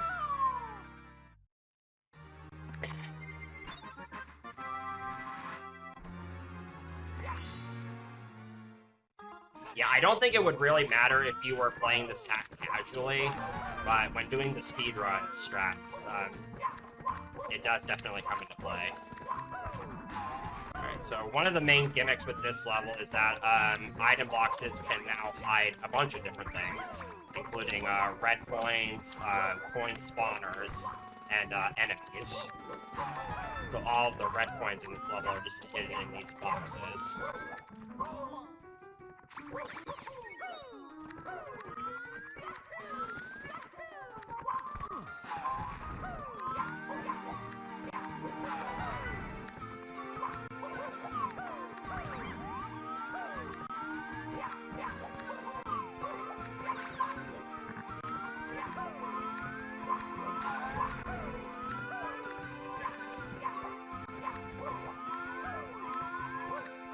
This is Star Revenge 6 Luigi's Adventure by Rodents.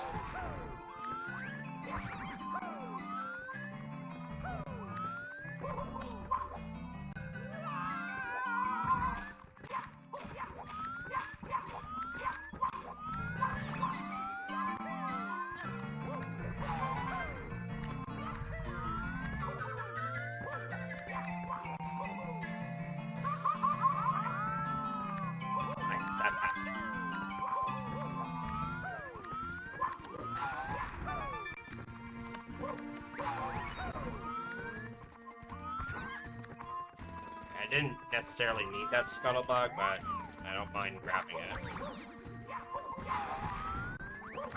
I'm just gonna kind of spawn a bunch of coins on the way to get this red coin and then get them on the way back.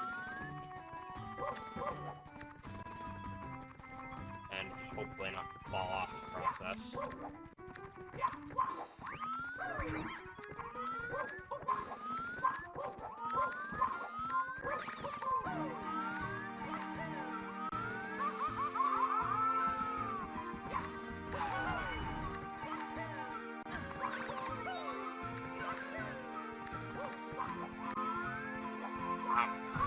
I'm going to try to do a cool walk up the slope there.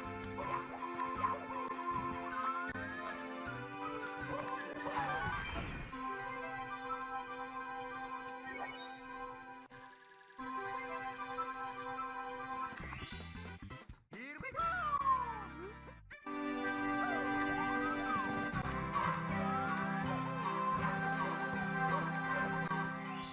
By the way, there were some I forgot to mention this. There were some boxes in that shell section where the shell was that looked like they had nothing in them. Those were actually invisible Goombas. I don't know why they're invisible, and I don't know why they're...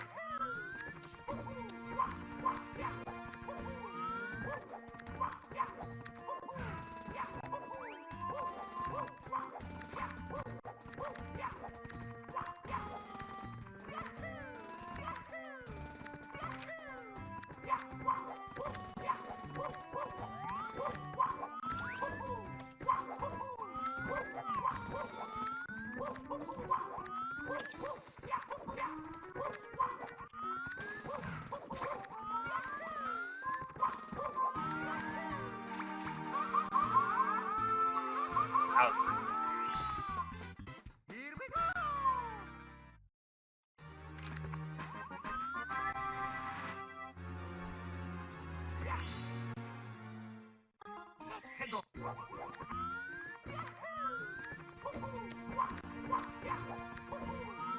By the way, I haven't yet mentioned this, but I'm playing on keyboard.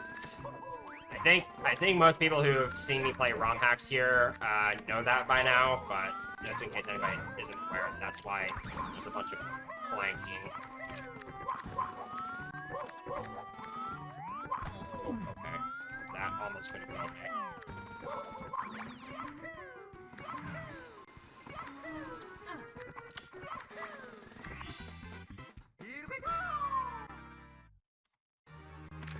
It's cool there.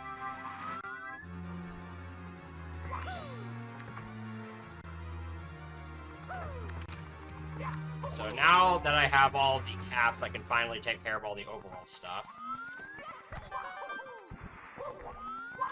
As I said at the start of the run, there's 5 stars out here. I got one of them earlier.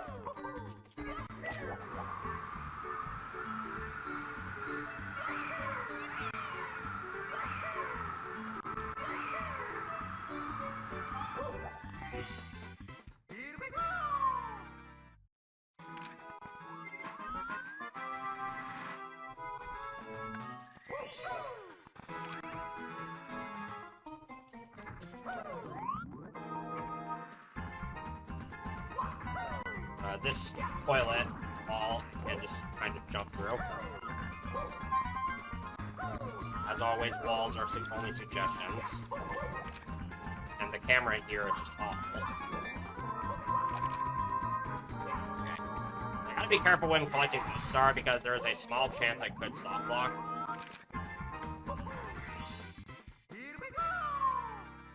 With the way I approached that star, there was no chance of it happening.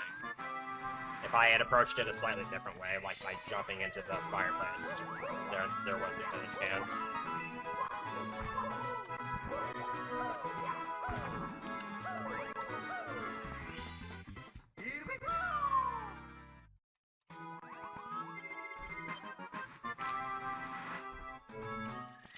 Yeah, these stars are pretty fast. Even with the slight detours, and then we get all the red points.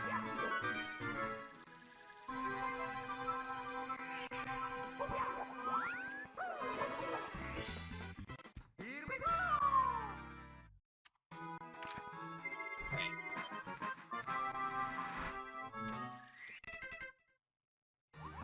And since it's considered a course, I can actually exit course to get back to the castle. Okay. So here's just the last course I need to clean up. Again, I couldn't do this course before because one of the stars needs the vanish cap.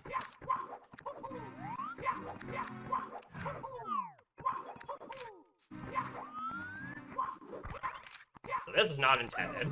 But this skips this skips a cannon. That would otherwise require going quite a bit out of the way to unblock and also use.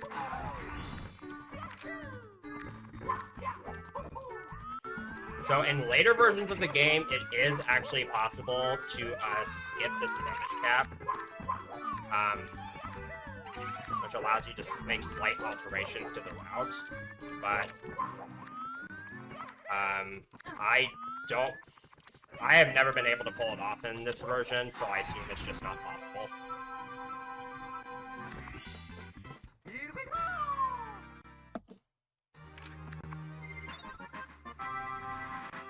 There's like a tree you can clip through, but again, it doesn't seem to be possible here. Alright, since I messed up my camera setup, I'm actually going to do 100 coins. I'm going to be pairing them with the red coins again, and all the red coins are kind of positioned in one small area.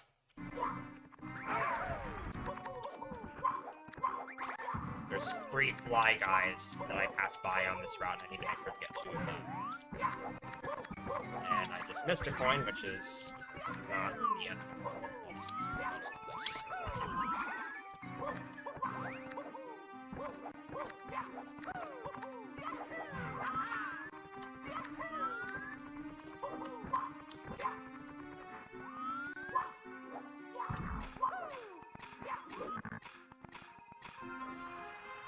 See if I bump into the invisible wall here. Surprisingly, no.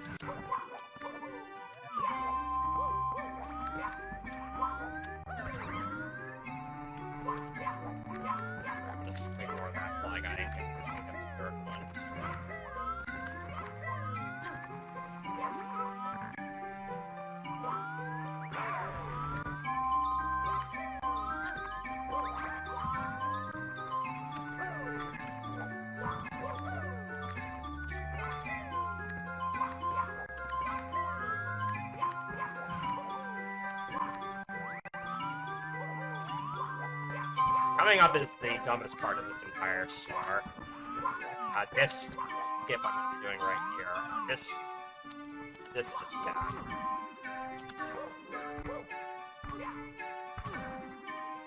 So, I'll take another try. So that tree jump is super hard because the perspective, there's only a tiny part of that tree that you can actually wall jump off, and the camera basically makes it impossible to get a good perspective. And there's also part of the tree that you just get a wall-less bonk off, so you can't wall kick off of it. And it's just terrible, and it can take several attempts to get. There wasn't really a setup for it. And I have to do it twice.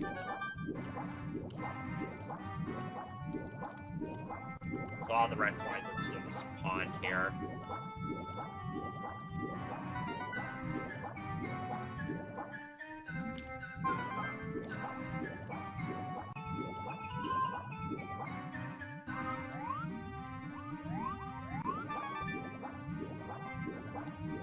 Play around more here in order to get it to cooperate, and even then it doesn't like to. And it often causes me to miss points.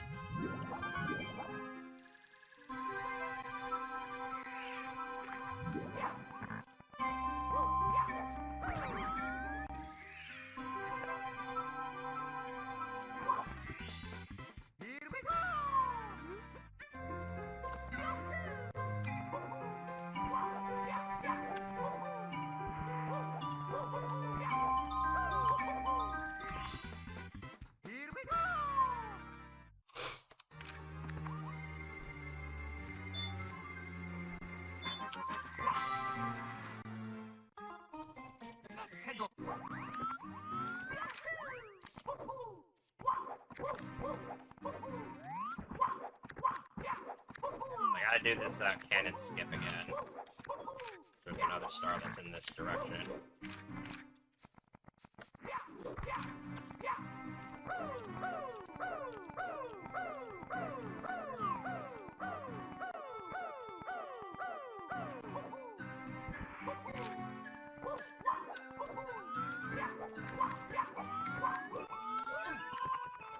Some basic platforming.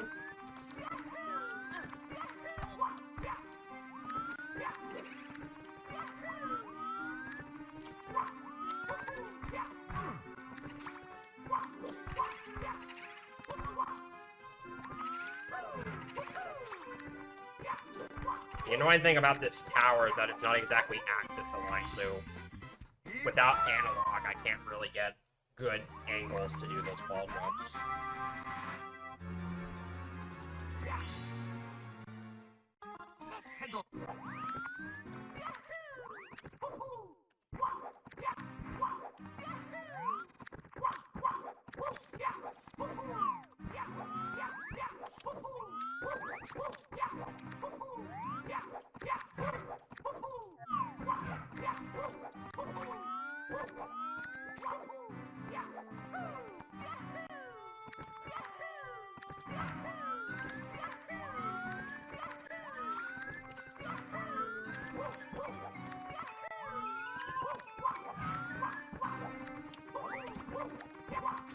Gotta do the stupid tree jump again.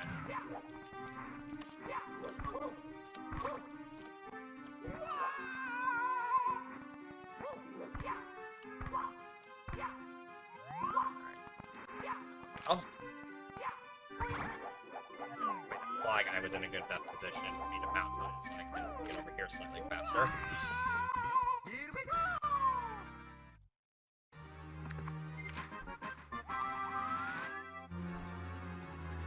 Last two stars here are very straightforward. There isn't really much to say about them.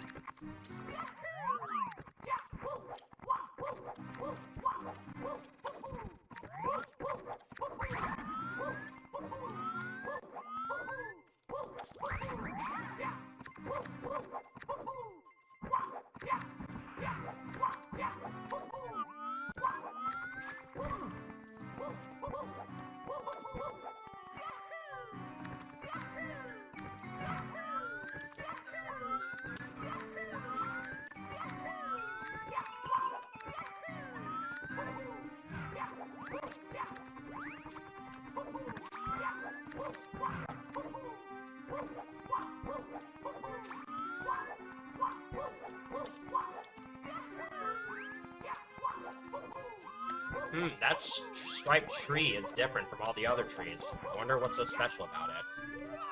Okay.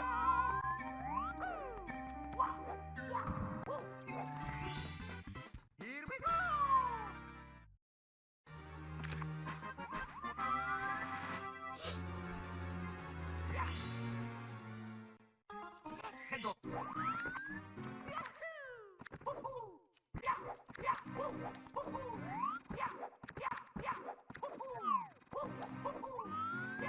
This last star is super easy.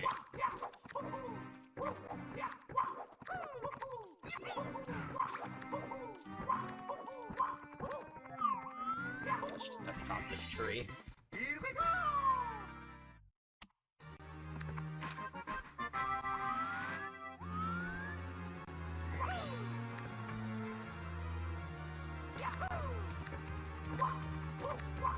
One more course of cleanup to do.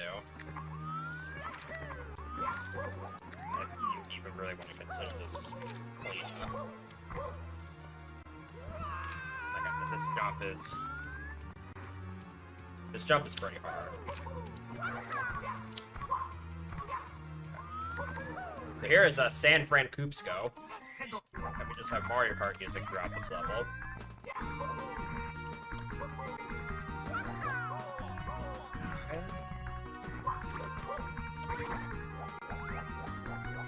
I actually don't know if I'm going to be able to use this fly guy to get where I was wanting to go, so I'm going to use it to get over here instead. There's an alternative strategy to skip up here that I would argue looks cooler, but it's also way stupider because there's an invisible wall you have to worry about, so I figured just for safety I'll use the fly guy, since I had already messed up the other fly guy maneuver I wanted to do. And it just decided to just completely not cooperate. Star.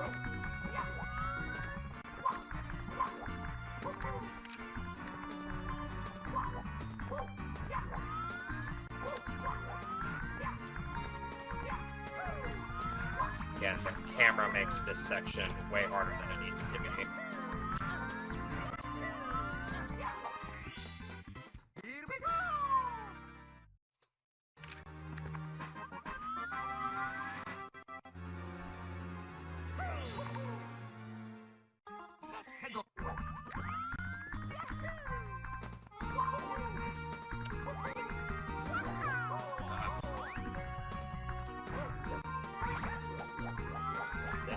Should work. This is barely gonna work, I think. So get on top of this roof, and then fall down here. And this is like barely faster. That's like a barely faster method of getting the star than the intended way. But there's really no harm in going for it.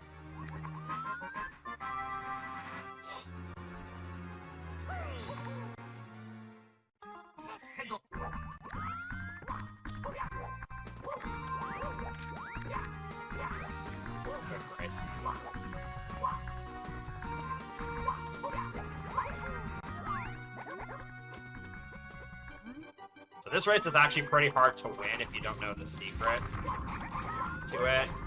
And by the secret, I mean the correct pathway to take.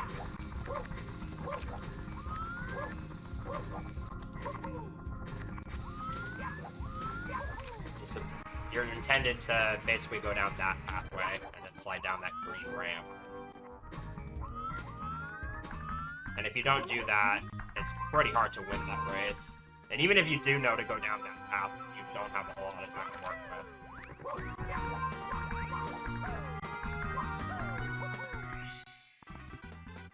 Here we go!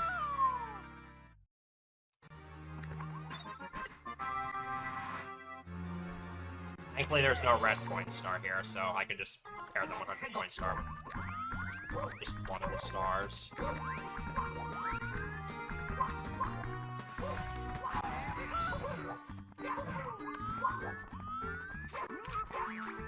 So if I go fast enough here, I can actually make a cycle where I don't have to refresh the vanish cap.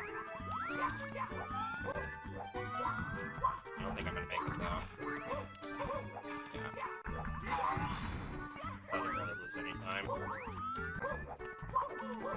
other than the time I lost from not making the cycle, but that was slow. Right, there's another shellless Koopa here that's very annoying. And it just ran into the Baba. Okay. That makes my job easier.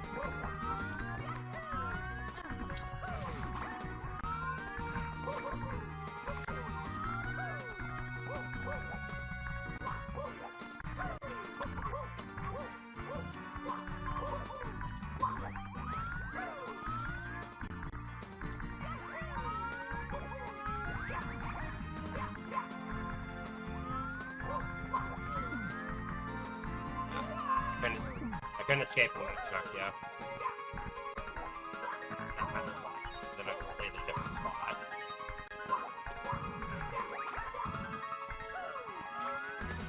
If that chuck hit didn't grab me, I could have gone for this cool strat where I just dive off and then immediately ground pound into the fly guy, but couldn't do that.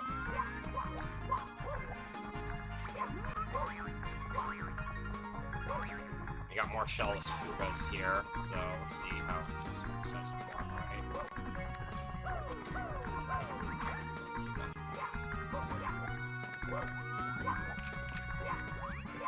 Still 3 more of these.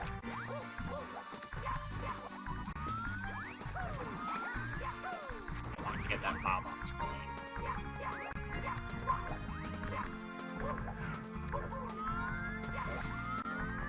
See how these go.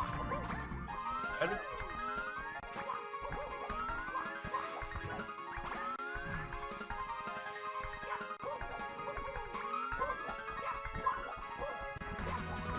Alright, they were actually relatively cooperative during that star.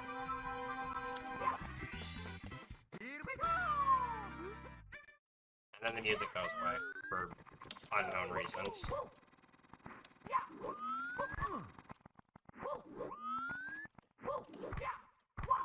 Obviously it has something to do with the 100-point star, but I couldn't necessarily explain to you what the specific reason is.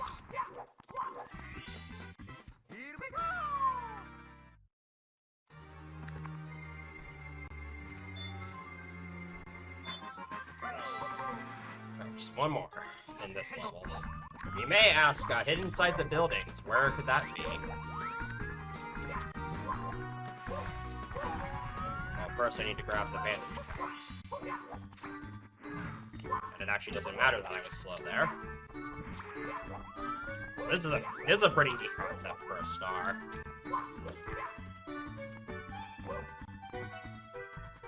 Wait for it.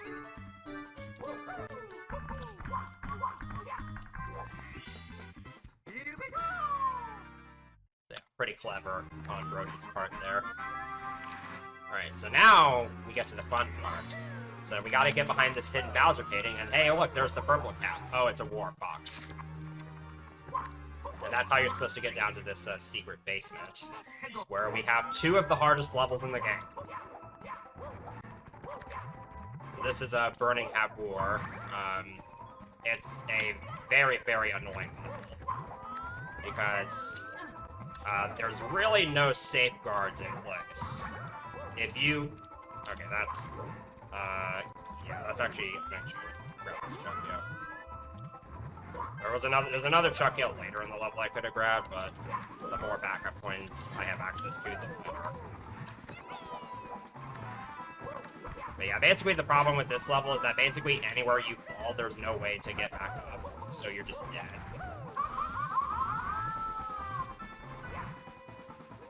The platforms are just barely too high to lava boost onto for the most part.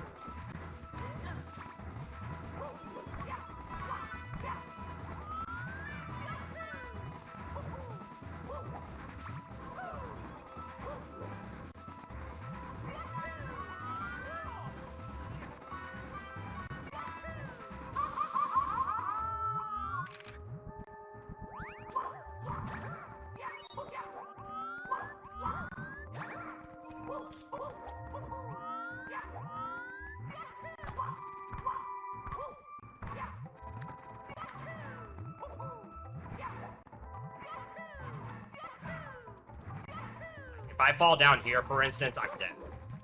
Even though it doesn't seem like I would be, there's just no way to recover from it.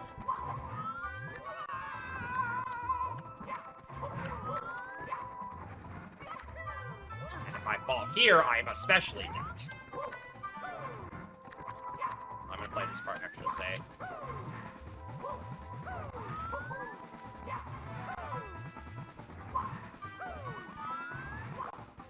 Thankfully, I don't have to worry too much about the camera.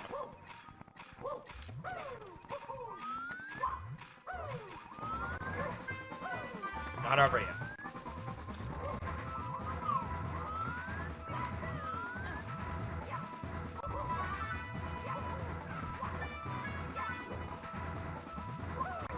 Oh, I need that one. Yeah.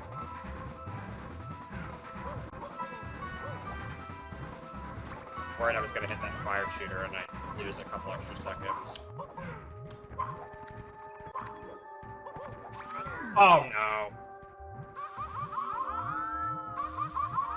So that's bad.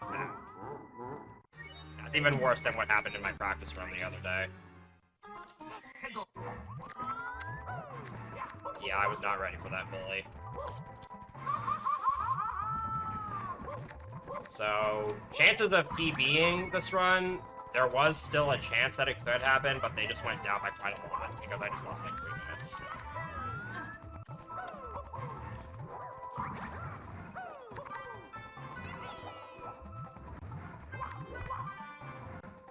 Like I said, this game is very unforgiving to speedrun.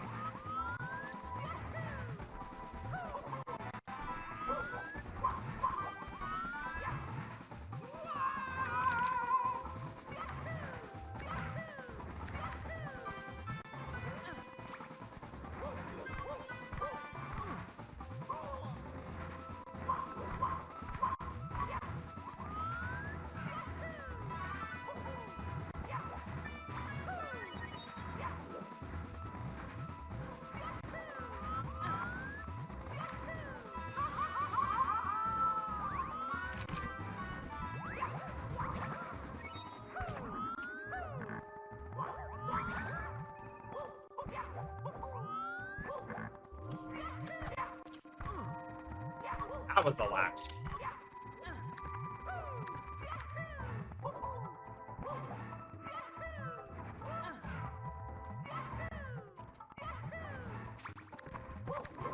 So yeah, this level, having like all of the lava pits be just like having all the platforms be just too high to lava boost onto, which basically prevents you from saving yourself if you do fall in the lava.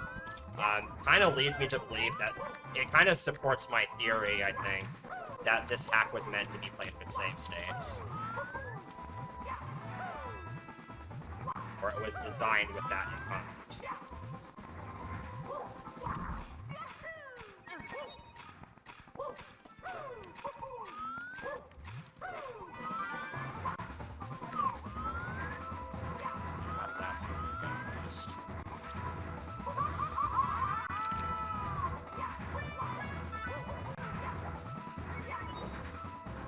Point, yeah.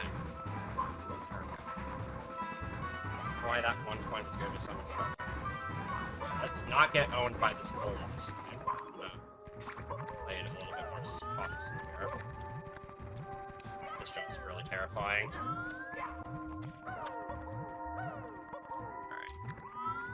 Alright. That's pretty much all the scary stuff now. As long as this point doesn't fall into lava, which it didn't.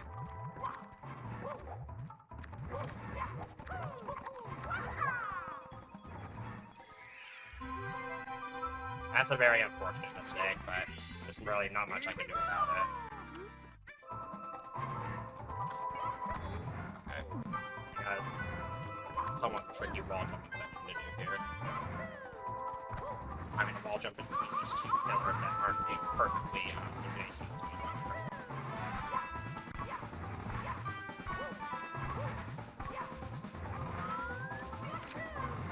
Now I need to not fail this part.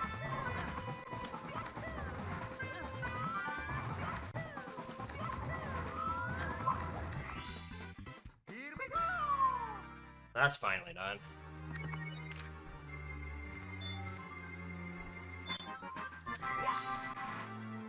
still have the remaining 5 stars to do.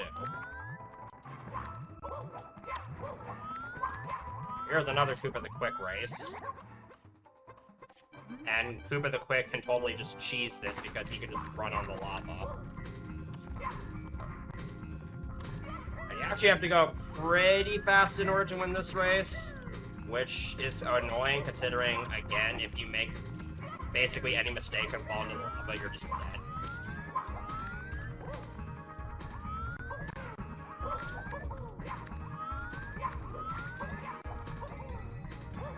Unfortunately, he takes forever to get through this ending section, and yeah, he can just kind of run into walls.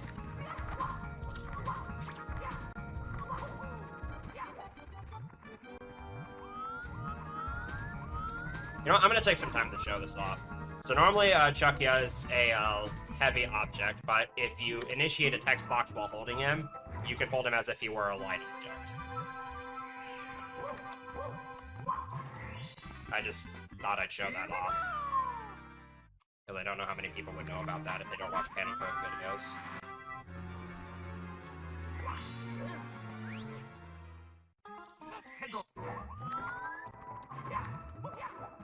This triple jump is super weird. The collision there just doesn't really like to work out all that much, so sometimes you can make it up there with the triple jump, and sometimes you just can't.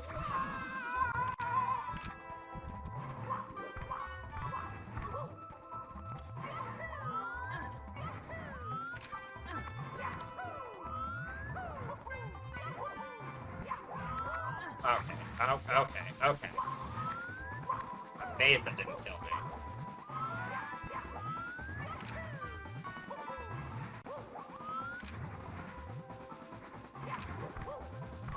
This part's kind of precise.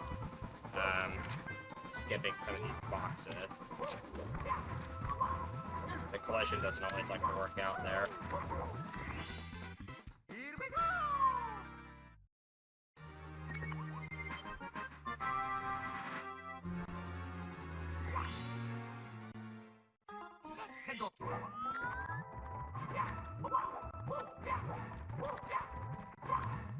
And I'm doing the stars in the order I wasn't planning to, but that doesn't matter.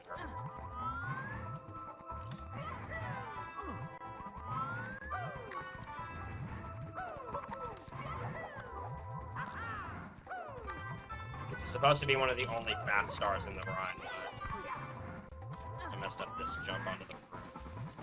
The angle for it is kind of precise. Because if you slide off the roof, then you're dead.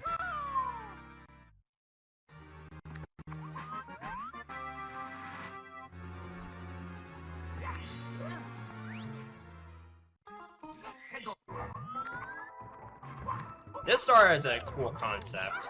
So, the thing with this course is that you may have noticed when I was doing coin collecting is that it has red coins, but no red coin star. And you'll kind of see the significance of that once I get to this section. Also, with maybe a mistake for me to do it on the specific pack. Is there still a Chucky over here? Okay, this might be impossible, so I'm gonna try it. I didn't have enough health to do that. So I'm actually gonna select an earlier star.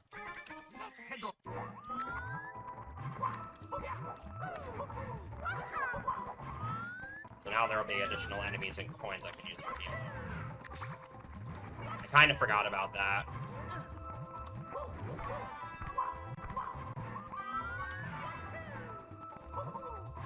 So yeah, the purpose of these coins is to heal you as you lava boost on these pillars.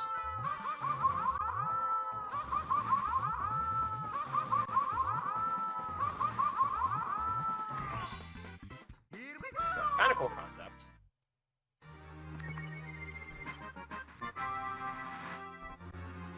Okay, and then there's this last star, which is just a straight-up homage to Kaizo Mario 64. And this star is extremely complicated, at least in this version. So let me try to explain. So this star actually appears in... That was amazing. I got a steep jump there and couldn't really do anything about it. So this star actually appears in 3 different places simultaneously. It's you can... There's one star that was where star 1 was, one where star 2 was, and one where star 4 was, I think. At least on this version. On later versions, it's just star 4, which means you have to go through the entirety of the level. But on this version, you can just choose to redo that star, and it's super free and quick.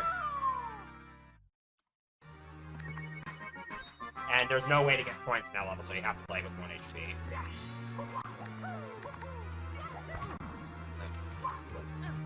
Now it's time for Shredded Worlds in Blue. This is course 15, and this is another really hard level. So if you pay very close attention, you can probably notice that this is actually fragmented sections of many of the previous courses in the game that we've seen so far. So that's kind of the gimmick of this level. It's a pretty neat concept. And I'm going to start with coin collecting again. This level is also extremely hard.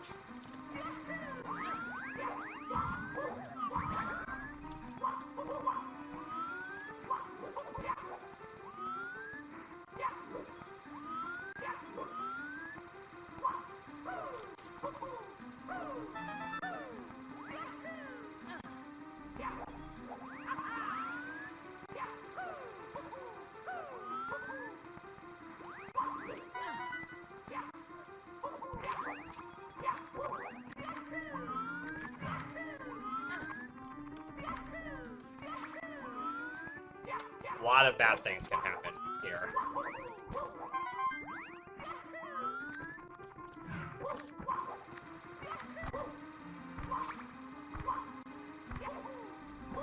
There's an invisible wall here that I hope I don't hit.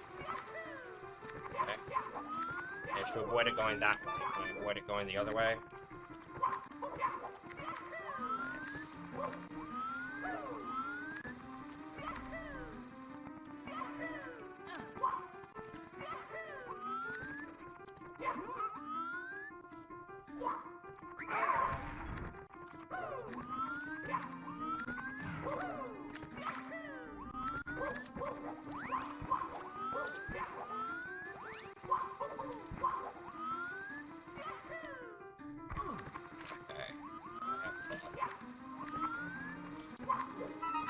Trying to be careful here, because the camera doesn't really give you the best perspective.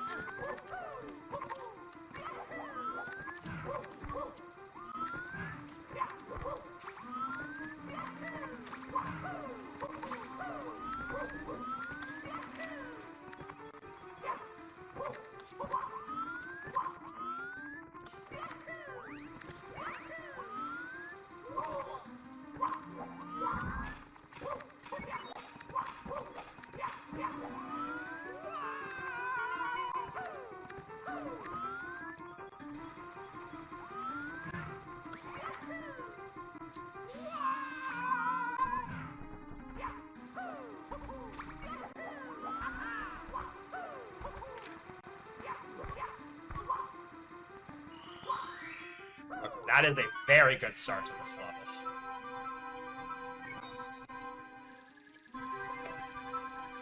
And I have full health for the ending section, which is really good.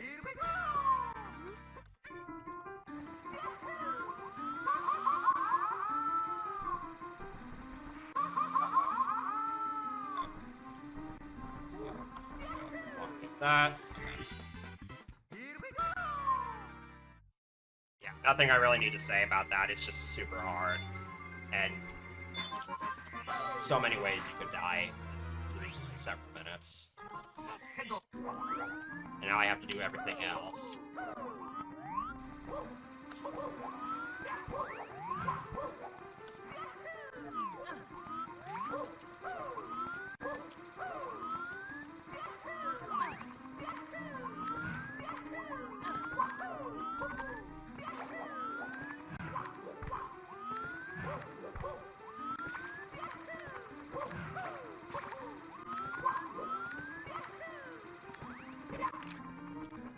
So if I get an insane gold on this level, I could still PB this, but the odds of that are... I mean, I can't really say the odds, it's just, it's gonna come down to just execution. And can't be having stuff like that. Those frogs are just kind of impossible to dodge. And since, of course, their movement is RNG'd... Okay, good, that one fell.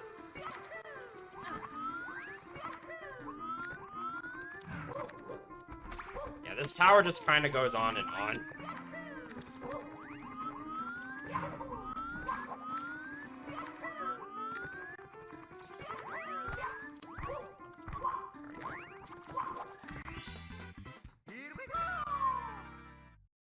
You can skip a little portion of it, like you saw me do earlier.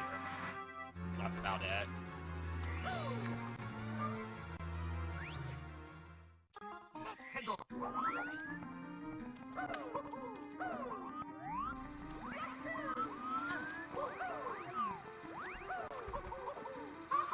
Health management is very important here.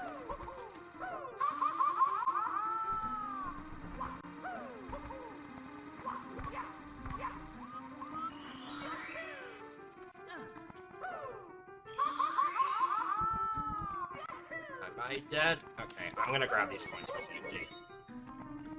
Normally I wouldn't grab those coins, but since I just had a super close call there.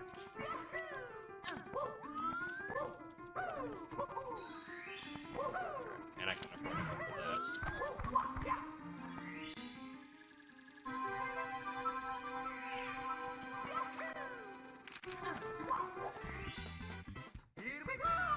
Basically every star in this level is scary. And there's really no way to make them less scary.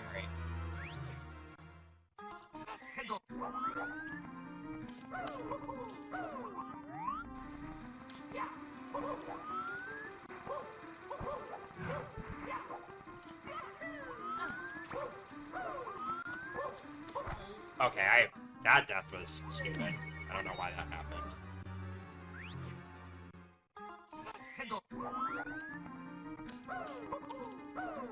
I'm not sure how that dive didn't make it, and I'm also not sure why it bonked in the wrong direction. Unless I got a bonk that would have served as a glitchy ball kick.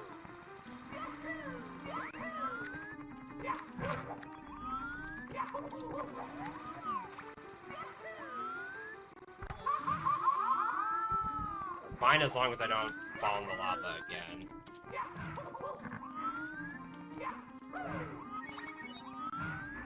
This star is just hard to go fast on because there's just so much crap.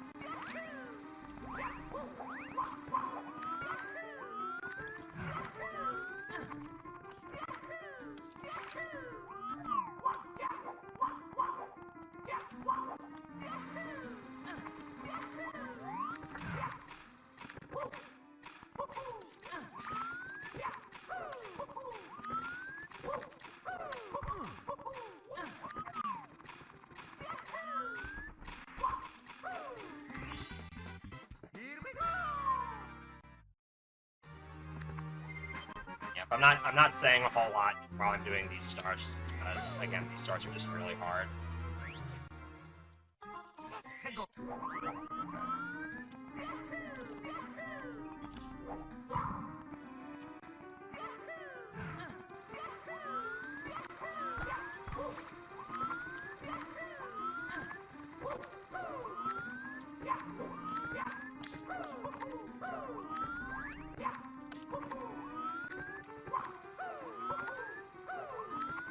I definitely did not climb up this tower properly. Uh-oh. Okay, that was stupid of me. I was trying to ground pound to save myself, but I ground pounded too early. Right, that's how that section should go.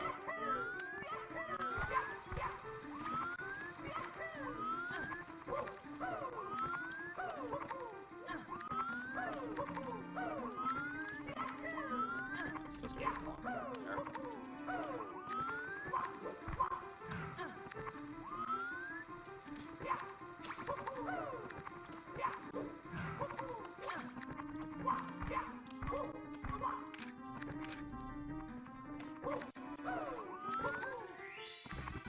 So I don't think I can hold the split anymore, which is unfortunate because that basically means PB is dead.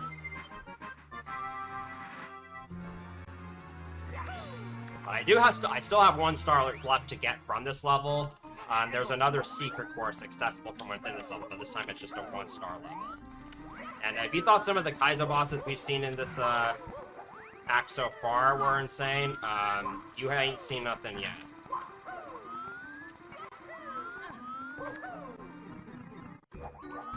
Because this might single-handedly be one of the hardest start for casual players to get in this hack. So there's a crap ton of fire in this fight. You start off with the Vanish Cap, but it only lasts for a little bit. And he takes 10 hits. There's also Amp stalking you. So the best strategy is actually just to kind of keep him in this center area, but it can get out of hand fast.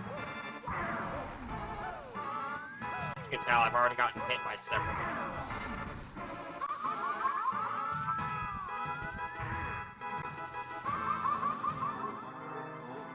There's basically nothing I can do about that.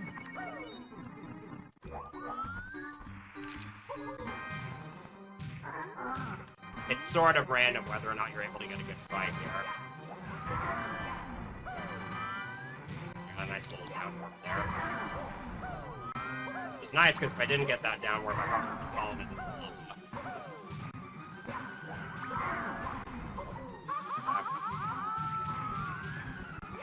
You really want to minimize the amount of times you take damage if you can.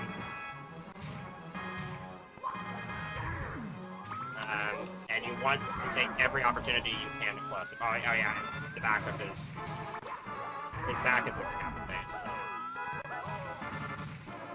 Broden is a silly guy.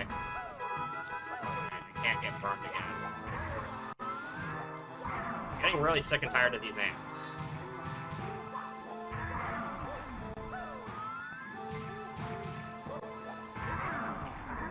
So I beat him, but I still have to get the star. Basically without taking damage. Invincibility breaks. Alright. So PB is basically impossible now, which unfortunately means I won't get the trifecta PB. So now we're finally done with all the hard stuff, and we can move on to some easy stuff. So here's a recreation of Yoshi's Island 1. Just is sort of meant to be a little bonus level.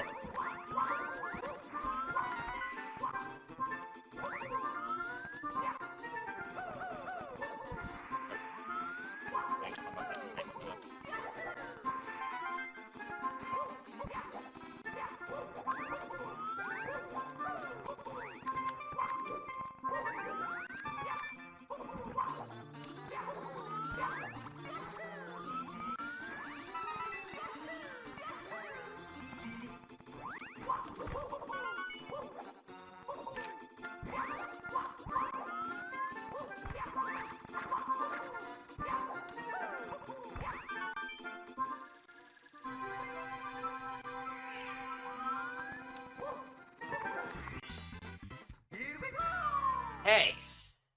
At this point, all that's left to do is head to the final Bowser level and clear that out. So that's where the last 5 stars are going to hit, so we're going to take this box back. We gotta go back to where we gotta go back a little ways to the castle. So at this point, I should mention the reason why I chose to do 120 star, the 100% category, instead of the 80% category, which is 50 star. And that's because 50 star is really, really stupid. Because it basically the entire run comes down to a massive skip that you pretty much have to do in this level because it takes like 2 minutes. But it relies on a very precise wall kick that also has to be a first frame wall kick. So this is Bowser's Mirror Maze, and it is as confusing as it sounds. But there is a very specific path you have to take in order to get through here.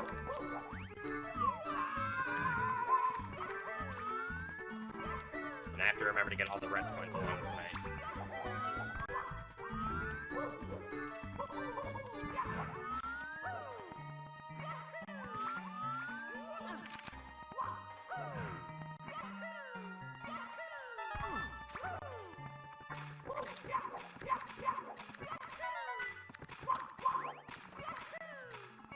So this level's pretty cool, actually, because it is effectively just one giant puzzle.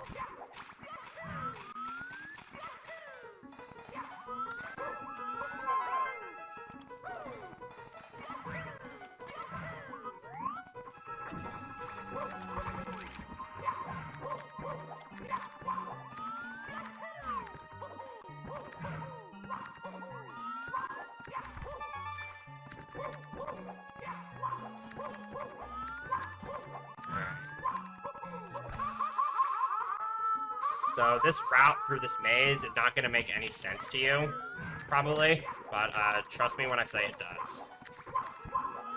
And I had to actually like look at a map of this level and grind this out in order to memorize this route.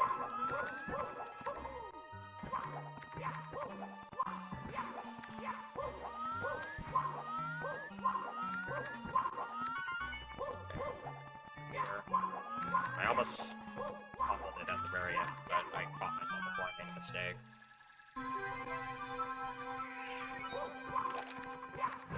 And all of that is just to open this cannon. And this cannon is how you're supposed to get to the final Bowser. But like I said, doing the really dumb skip, you actually can't skip all of it, but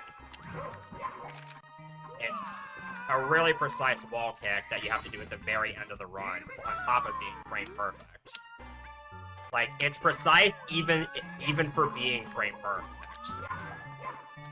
And on top of that, there really isn't any other alternative other than playing the level normally and losing 2 minutes. So, thankfully, because the red coin star doesn't kick me out of the level, I can you get 1 more star on the trip to this level. And the most convenient one is this one.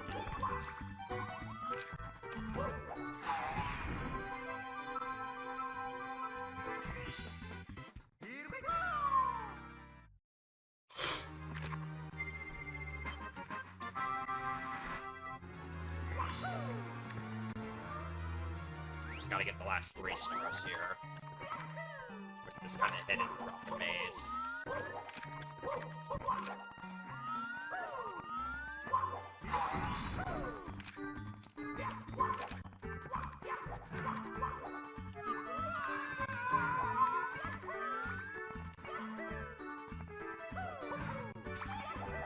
You can kind of use the cannon as a bit of a shortcut for a couple of the later stars, but you can't really do it for this one. Okay.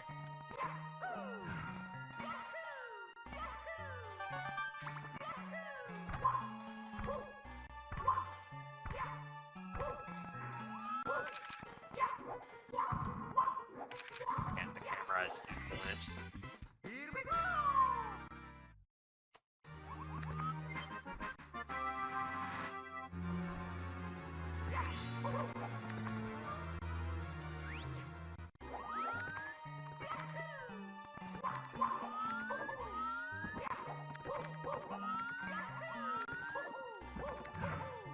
I have to remember that for Mario Camp before going in this cannon. Otherwise I can't aim it properly. Yeah, this is just kind of a little shortcut you can take. And this allows you to skip the first half of the big puzzle. one of the other stars is in the big maze you saw me do in the red coin star, so I have to go back there. That's the fastest way to get back here. Gotta remember to take the right path this. I have to take a different path this time to get to the... There's a Vanish Catwalk I need to get to.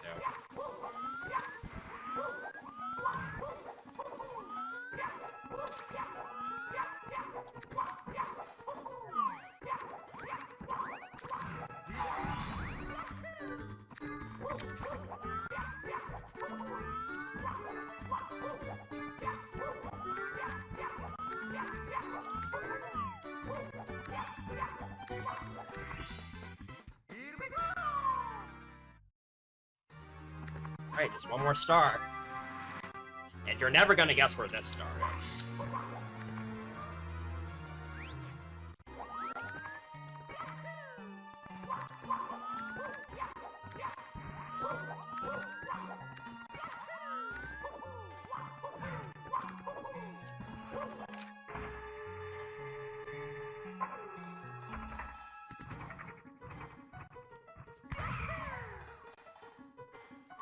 Ah, I can't believe I actually missed that. That's sad. This was definitely gonna gold if I didn't miss that. I actually still have a chance at it, but I don't think it does.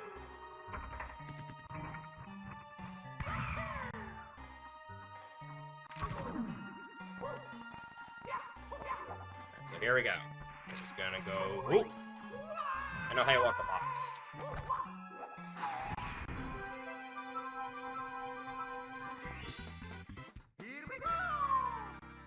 Okay, last thing to do is face Bowser for the final time.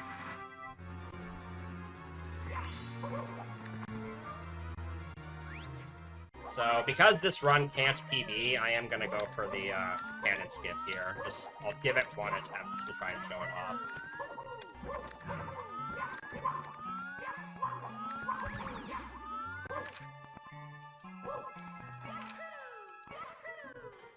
So there's no chance I get this. Yeah. So basically that, but you get a first frame. Yeah. That's kind of the idea.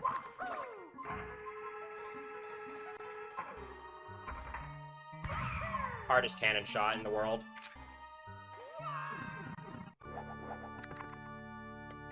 And this is just an ordinary final Bowser fight. Nothing really to say about it. It's gonna make 3 throws.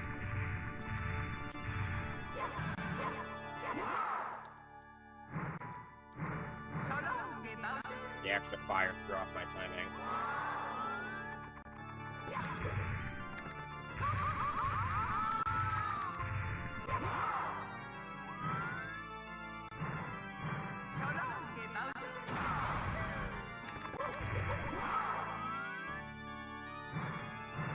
Okay, that was just bad. I don't know what else to do. Yeah.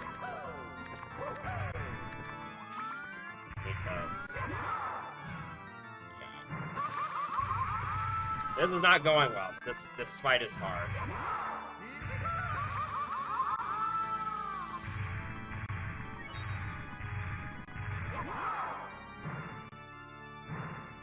The fire makes it really hard to get a good line going.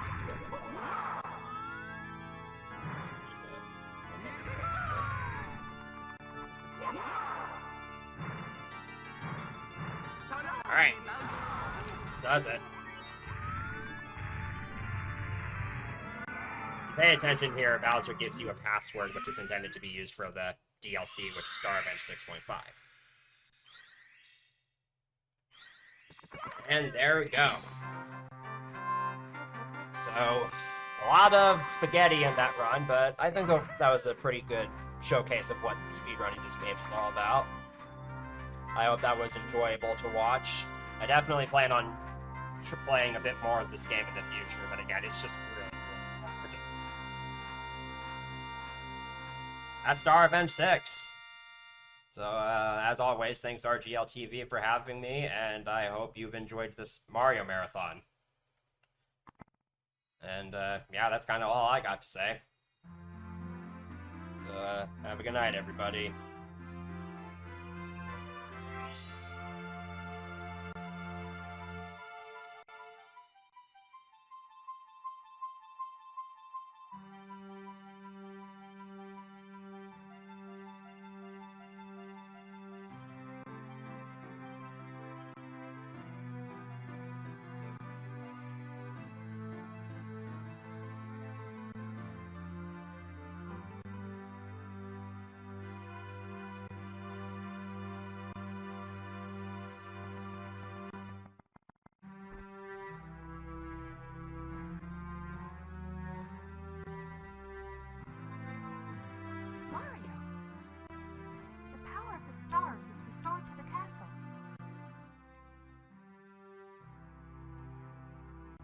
And it's all thanks to you.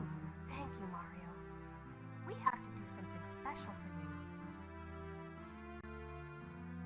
Actually, if I haven't been pulled offline yet, there is Here we go! something real quick I can try and show Listen, off. everybody. Just to kind of end the marathon on a funny note. For Mario. So,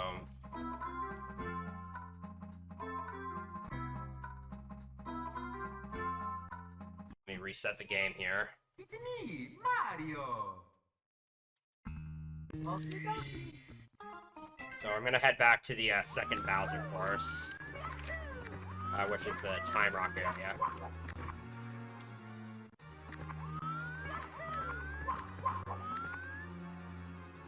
And I have to open the 30-star door because I BLJ past it in the actual run.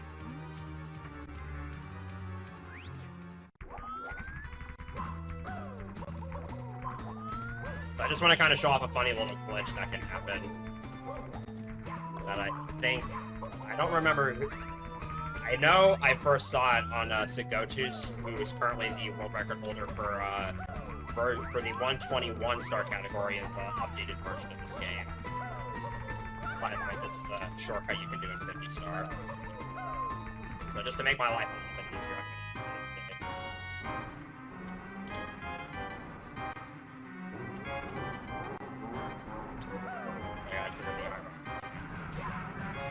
So IROC can actually fall off the arena. Need a very specific pattern. I need a very specific pattern in order to get that to happen.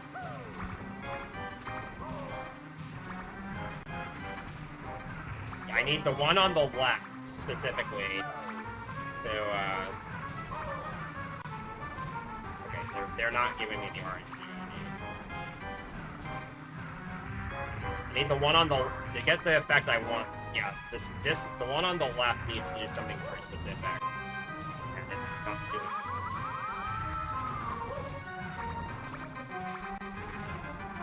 I'm getting terrible. I don't know if IROC's attacks are purely RNG based. Okay, here. So, if it touches that slope, it just kind of flies off into oblivion.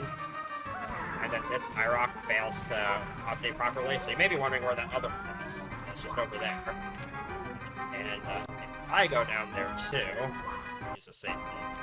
I can't block it. Then we get Mario spinning in circles. For no apparent reason.